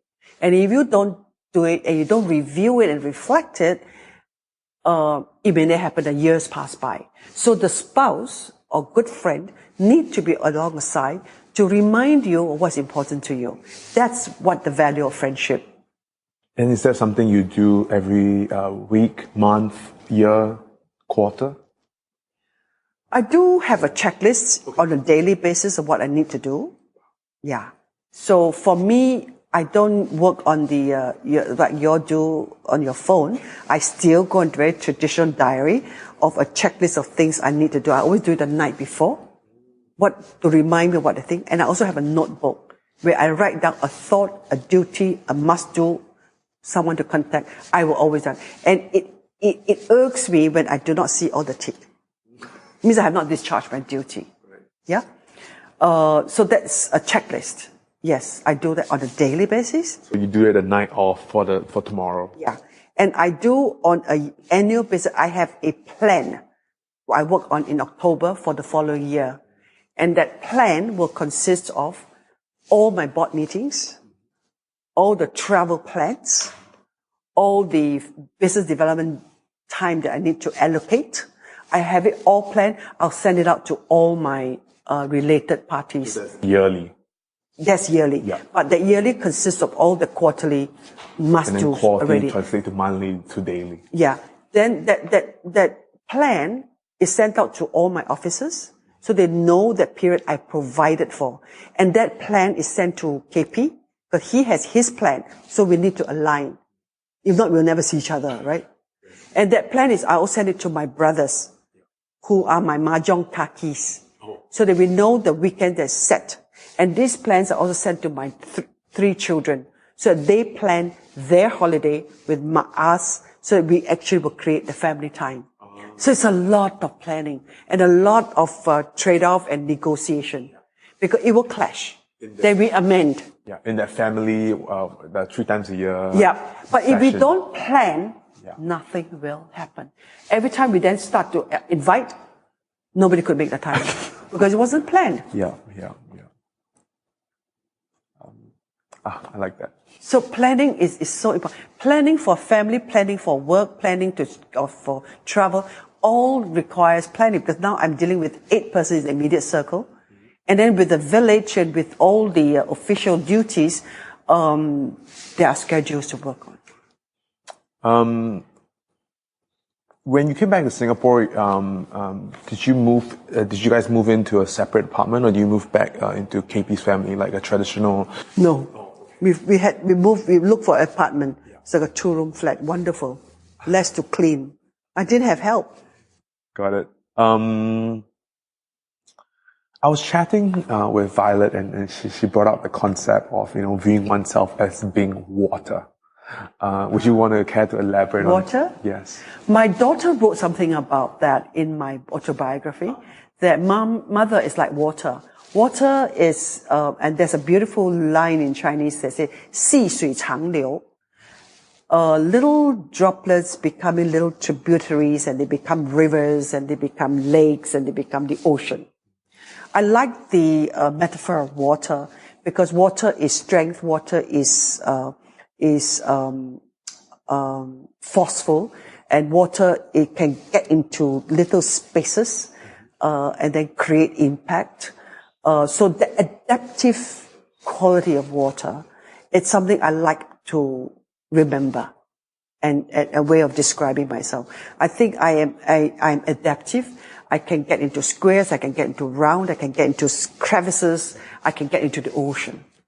So that malleability, the adaptability are characteristics very important to me. And all the more so in this world now, which is what I call VUCA. The VUCA world, which is VUCA, is volatile, uncertain, complex, and ambiguous. It's going to be even more and more so with new technology and with the digital age. There's nothing going to be so clearly black and white, something that is so certain that we can formulate our responses so quickly. And even though once we formulated it, the VUCA world has changed, and we're going to find ourselves needing a different solution. But what does that mean? The VUCA world requires a response that is versatile, that is unwavering, that is connected, focusing on connectivity, and with an attitude that always see a glass half full.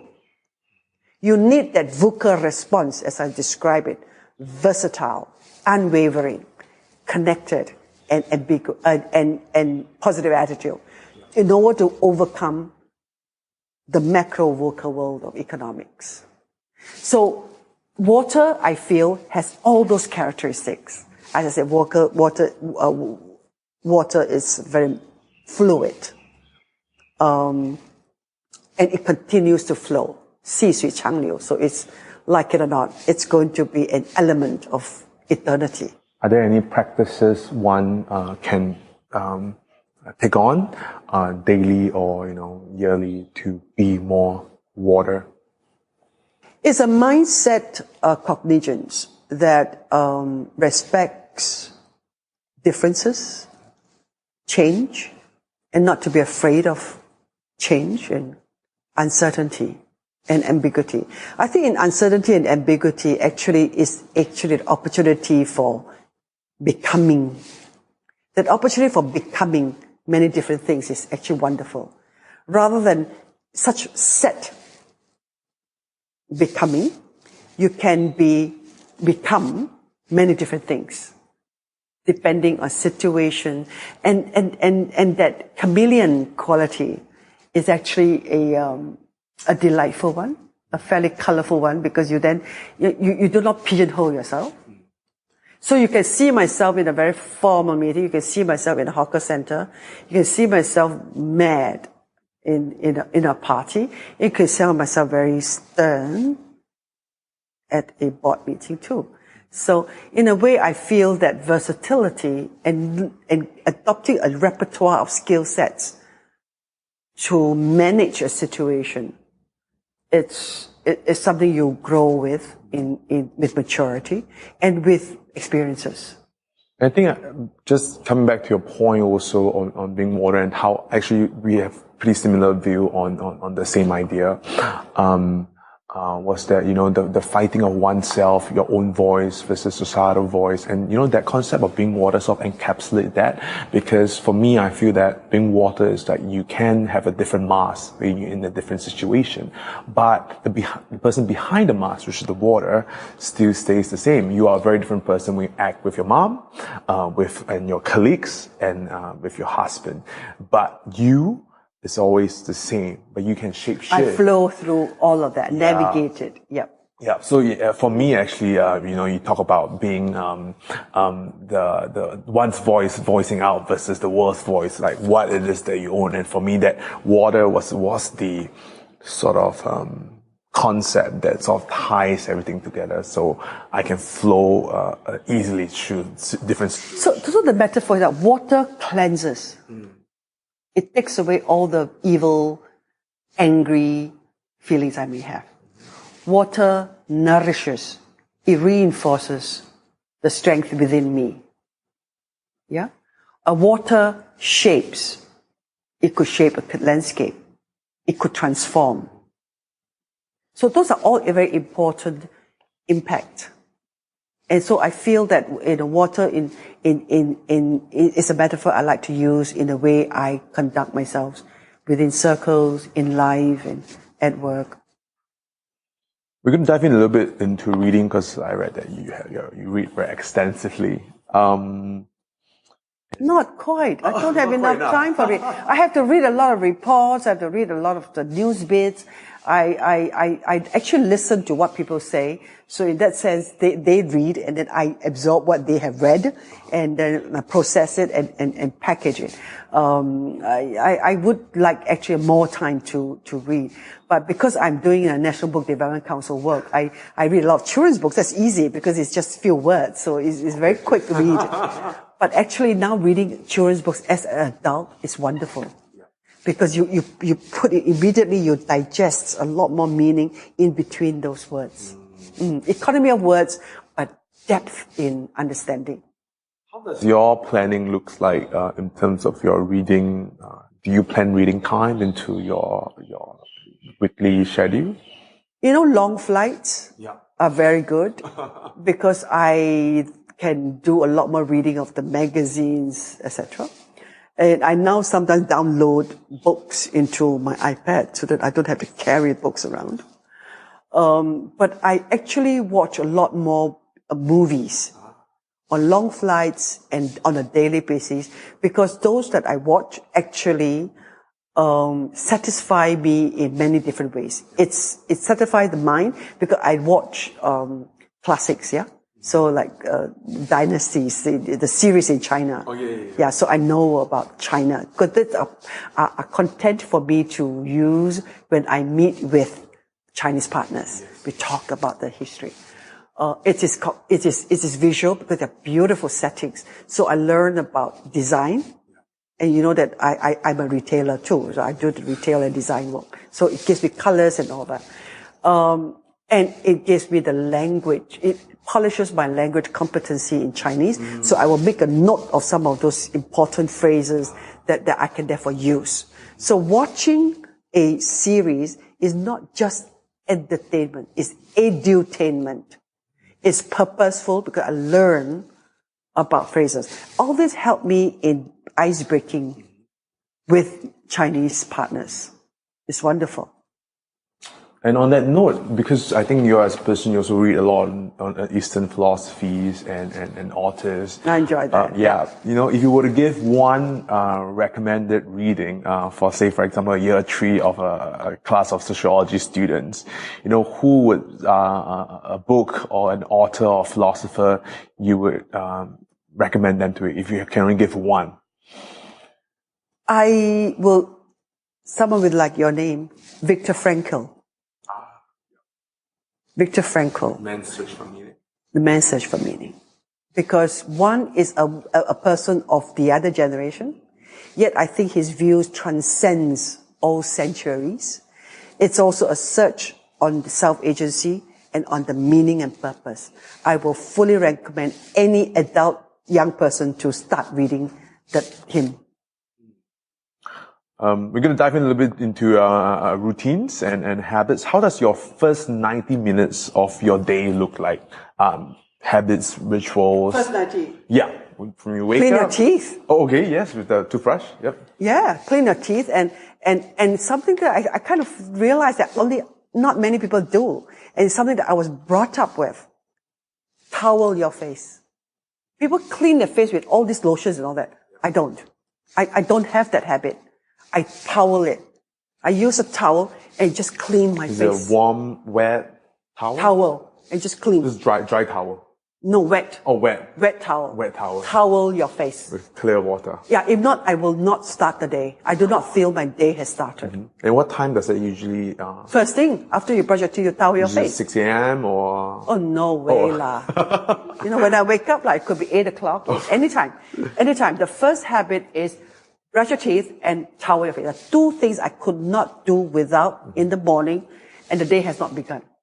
Now, toweling is that I just get water and just towel. That's all I do. I don't go into all the cosmetic bit that I hear women do. Because I don't have that habit. Yeah. And afterwards? And this is something I do since I was a child. Toweling your face. And then I learned from afterwards or something, this is actually a very good habit because it's actually already a form of exfoliation and what do you call that? Exercising your face. Then it's stretch. Stretch. Then it's a stretch. Okay. Because I do Tai Chi. So I learned some of the stretch. So I think for our age, the avoiding of fall is very important. So stretching, just 拉筋, doing the stretch and turning your body are some of the basics that I learned. So 3 things lah. Clean your teeth, towel your face, and stretch your body. And when did you start? I mean, you have a to-do list prepared for the day before. Before I dress. Last night, right? And then when did you start to look into your to-do list and start marking things off? Is it once you step out of the house, reach the office, or? The first thing in the morning when I get up, I do that. Then in the office and throughout the day, there are 2 things I do. Stretching. I continue to do that. I need it because I need to stretch, I need to turn, I need to get out, every time 1 hour or 2 hours sitting down, I do that. And before I do that, I will do the stretch. I do the stretch. Another one is called a centering. Because I move about in many different meetings. Coming back to a bit of the Tai Chi thing, if we want to know more about that, where will you point them to? I actually have a Tai Chi class every Tuesday night with a group of sisters. Okay. 6 of us. Yeah. We have a teacher. So we have done that for 2 years now. So we will meet and then learn the Tai Chi about stretching, breathing, and then movement. So when we are at home, we would therefore do some of those movements of learning. So I learned about focus, attention, and stretching. And now I combine dance movement with Tai Chi. And for someone who wants to know more, where will you point them to? Come to me. Okay. Or a teacher, or I get a teacher. Okay, yeah. The Wutan Association in Singapore is very active. Okay. They've got classes. Yeah. I think. Can I find a link, or is there? Because I'm going to put it on the. I don't know now. Okay, I can give it. Yeah, I'll find online. If I can't find it, I'll come to you. No, you have to just go to the associations because they will not do private sessions like the way. Right. I mean, I'll find the address. Wutang Association. Yeah, Wutang Association. Google Wutang. Okay. I really feel that is a very holistic body management on breathing, posture, movement, and stretching. And for me, there was one time I was asked to give a talk, and I got the whole 300 people to stand up to do stretching. And they feel so good after that. And it's just something so simple. You can do it anywhere, in the toilet, in your office, on the plane, when you are before a meeting, it immediately revitalizes you. Now, the other concept I have, very important, is called centering. Because I found myself doing so many different things in the last 3 decades. And there's business, there's community, there is politics, there's business. I get into many different frames. How do I change? People say change of air. Yes, breathing. But I think it is the mind. I find that I needed to, let's say, get into a toilet or get into a space where I just center. That center is really about emptying some of our thoughts and breathe, and then getting into the next frame, the agenda. I need to get away from this agenda. I need to get into another agenda. So how would the 10 minutes? It could be sometimes 5 minutes, could be 10 minutes. 10 minutes is good. 5 minutes is good enough. If not, it's 10 minutes very good. It's really getting into a moment of emptying your thoughts of your of your earlier meeting, and then getting into just breathing exercise. Just breathe, eliminate. Breathe, eliminate. Breathe, and then get into a frame of your next. So I find myself doing that very often, and it is very helpful. It's very helpful because you need to sort of prepare and poise. You create the poise for the next meeting. Would you say this is some form of like meditation? Not deep meditation, because I going into a silent retreat or all that. I've done that. I've done a silent retreat. But of course, that is for me only 5 hours, whereas my daughter will go and do 5 days. I've gotten into breathing exercises and all that. I've got to those sessions. I've done some basic yoga, and all that. Yes. I learned some of the basic techniques. So I apply that for myself in between schedules to use it to position myself. That's something I feel anyone can do. They have no excuse to say they have no time. You don't need to go and get all your gear to go and enroll and get into a class and pay for it and do it. It's such a process that you may not want to get to do it. Actually, just get in Google and learn some basic positions, and then you can read it and then apply it and do it with some friends, and you can do it anytime. Is there something you're trying to currently improve in your life? And how do you plan on or think about doing it? Because I think everyone look at you as like such a person who have it all, right? But I'm sure, if there's... For this next 5 years, I would like to do more of connecting the dots, working with the village that I have, whether it's women or whether it's family, to see where I can be the water to flow through and connect. I will continue to do that because that gives me a lot of joy and deep satisfaction. I like to find a chunk of time to read more and write. The autobiography that I did when I was 60 needs to be translated to English. I've just got too many demands for the English version. So I need to update that and write. I like to continue to make reading to children, for children, facilitating writers, illustrators to create more Asian content for children. Because I think children needs new nourishment. We need new content. We need the Asian content. We don't need to read Cinderella only. We need to read Kopitiam stories.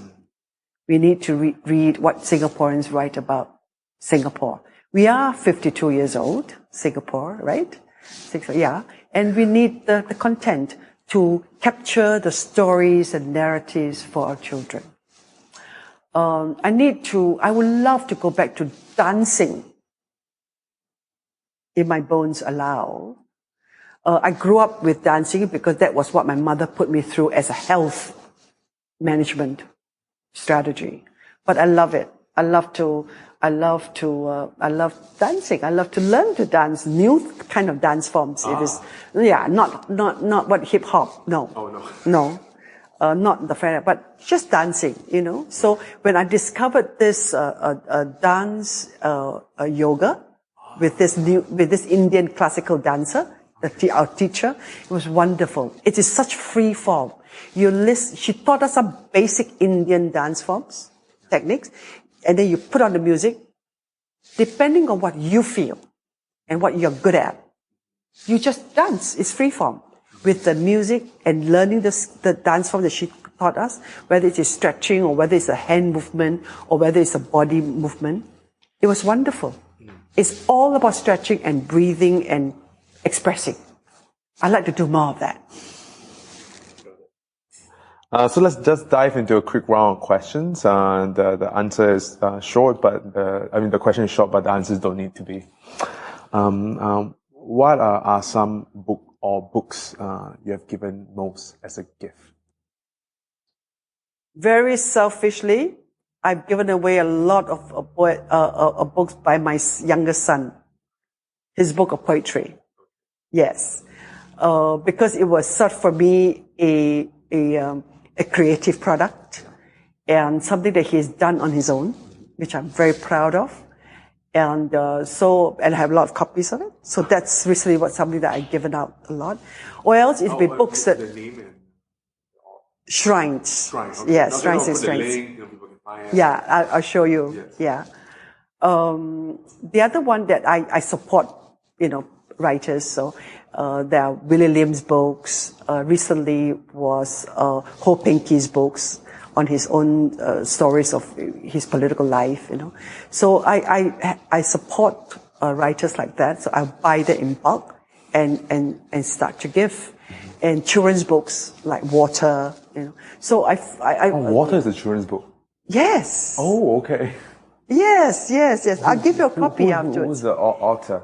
It's written by two persons, co-partnering. One is Christopher Cheng, in Australian and Chinese, and one is Susanna Quek from Singapore. And she's the illustrator, and Christopher is the writer. And that book has been translated to Chinese and to Tamil. And this is what we do. It's about water. I mean, we want to do a fair bit of explaining about that book, for people who want to. That was part of our gift in the Asian Festival for Children's Content, when that book was produced, and that was launched during the festival some years ago. It's really good for young.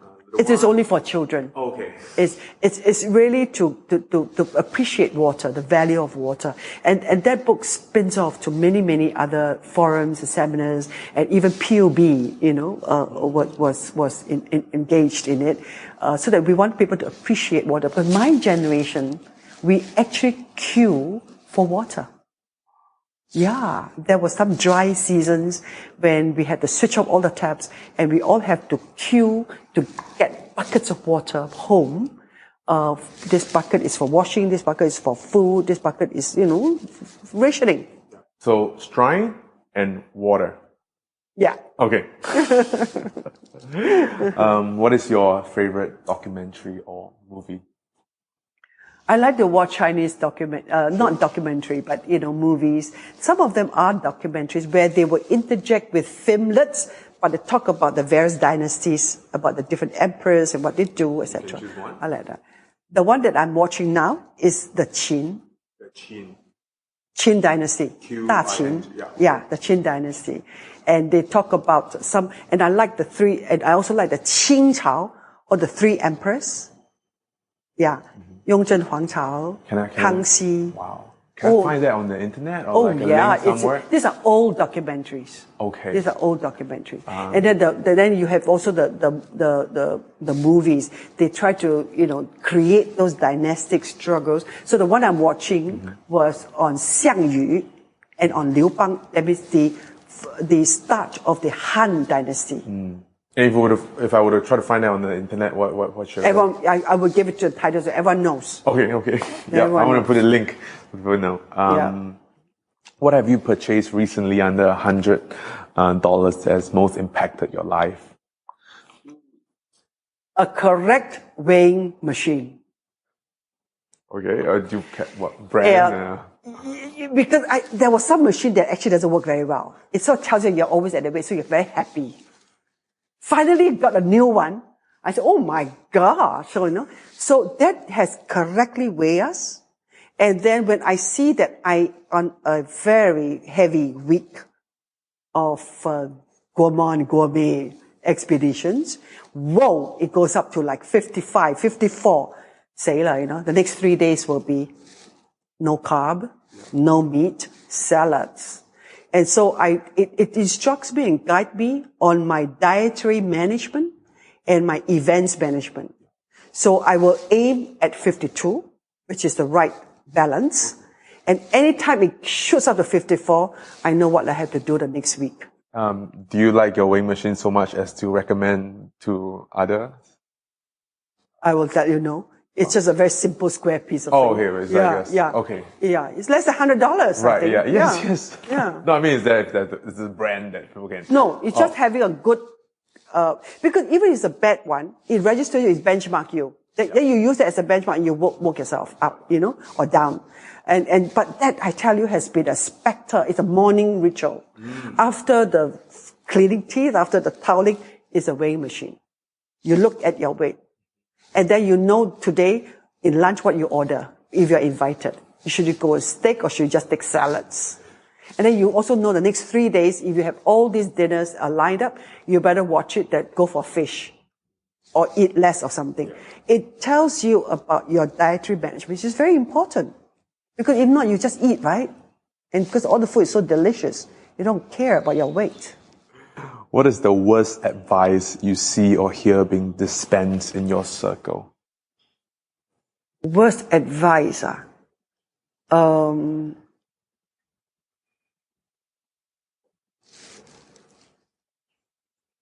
hard to say worst advice. Huh? I thought about the worst advice given to me. I can't think of one. They're all good. No. They're not that good because you don't really know whether it was good or bad until afterwards. When it happened, right? Then things happen, right? But I haven't had such disasters to then say that was such a terrible advice. There are little trivial ones, not to go for this meeting, or no, they're so trivial.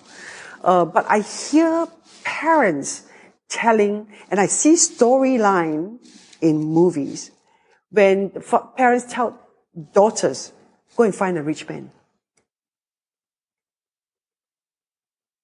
I think that's a terrible advice. Because it doesn't mean that she'll be happy. And it doesn't mean that he will be forever rich. And it also doesn't mean that wealth means something you should look at for in a man. So this, I feel, is a bad advice. In the same way, telling another man, go look for a pretty girl, is also a bad advice. Because these are all superficial. Are there any advice for your 28-year-old self and 38-year-old self? And maybe place us where you're at. At 28, you would have finished your university. You would have worked for 5 to 6 years. I would say it's time to be serious, to plan what your next venture. At 28 years old, start your own business. If you have something that you're passionate about, that's the time you can start.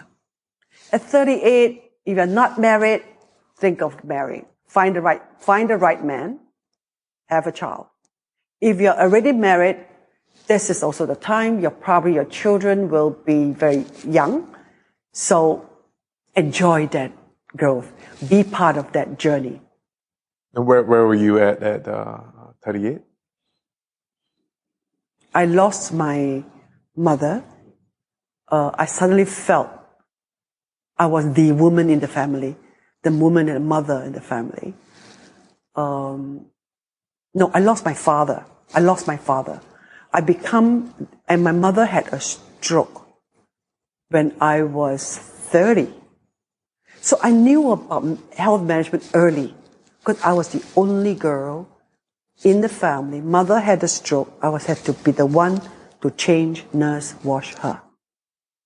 I learned early. So when father left when I was 36, I felt that I was like the caregiver of mother.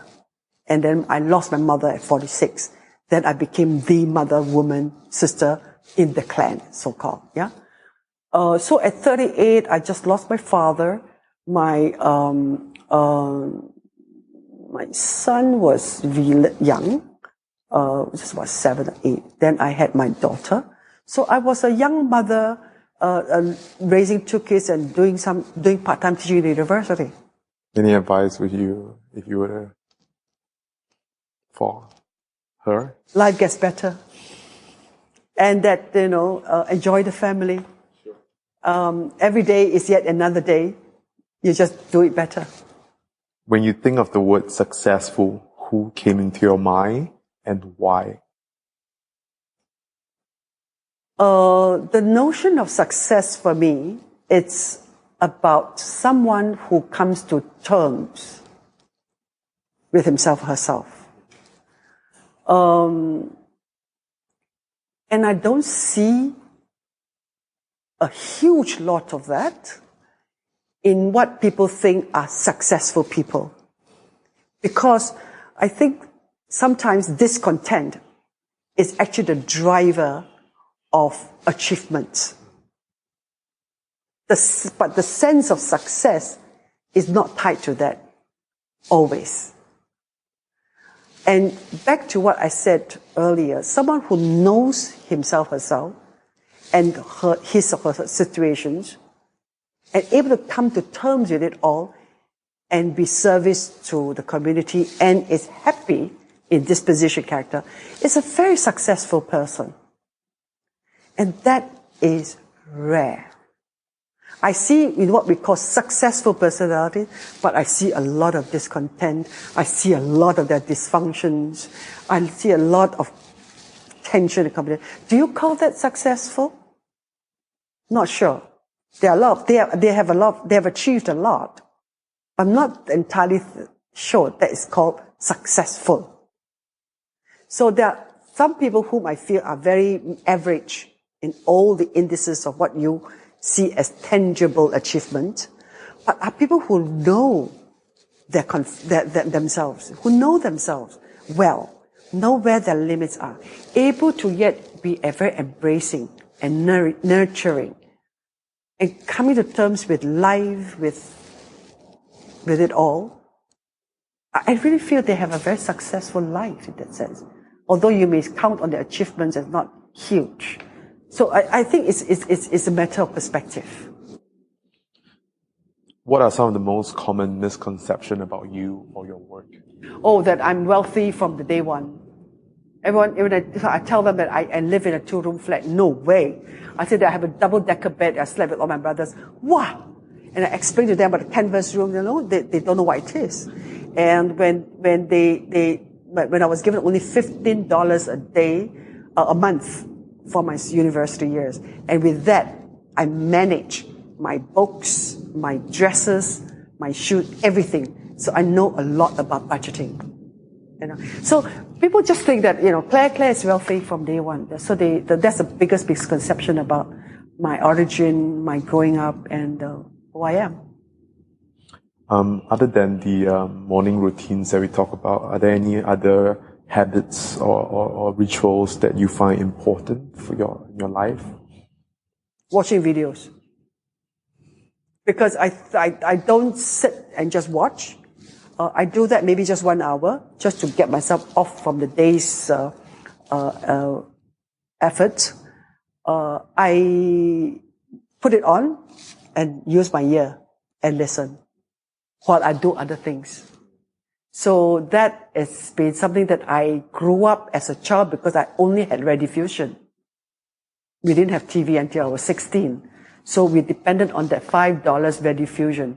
So I listened every evening, 5 p.m., rush home to listen to Lei Tai Saw.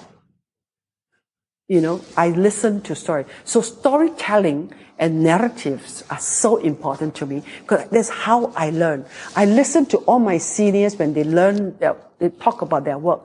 I listen. Being a youngest child, I listen to the family elders talking. I listen. I listen to Rediffusion. So storytelling is something that I grew up with and I really like. So that is something I always end the day with. Listening, watching a video and listening sometimes, or watching it for a little while before I go. I always sleep with a story, with a storyline. Are there any asks or requests for the audience? Last parting words, thoughts to take away, to consider, to try, or otherwise? In life, there are ups and downs. And I really feel when you identify all those barriers and all the no's and the nasty things, get over it. Get over it. And just do it. It's a Nike way. Just do what you want to do that day. It is in doing we gain strength. We forget the pain. We substitute bad memories. It's by doing, not by talking, not by thinking, not by dreaming, not by hoping. It's by doing. Roll up our sleeves. Get onto the job. By doing, all the processes will kickstart and you will forget the pain, you will forget the nastiness, and you're already substituting by doing new memories. And that will be like a bandage, take away the earlier injury. And be real. The last thing is be yourself. Now, this is like very cliche, be yourself. How do you be yourself? It's a journey of continually doing things, finding yourself, making mistakes, picking up yourself, and doing it again, that you will then know who you are and what you want. And then be able to justify why you are doing what you are doing. You need to take the steps. And there are many, many, many different steps. Are there any upcoming projects that people can look forward to? Yes.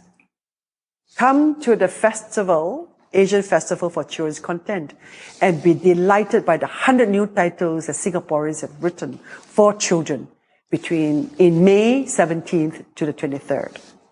I hope this is going out before then. Okay. or come to join me in the Republic Polytechnic, where I have faculty, students, and teachers to tell us the importance of low glucose food.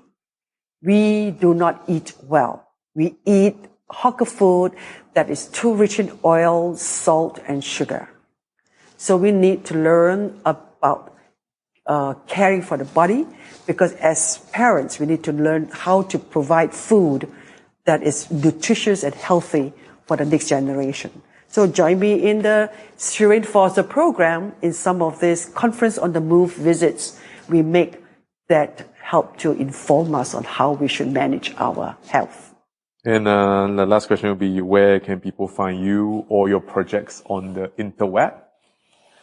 I'm not the generation of using all this technology. So I have very specific organizations that can actually access the website. One would be NBDCS, National Book Development Council of Singapore. The other would be Shireen Foster Program in SMU. You can find all the programs and activities there, and they are all free. Come. Ayo, people, it is over. As usual, all show notes, links, books can be found on the website brianvictor.com, Brian for Y.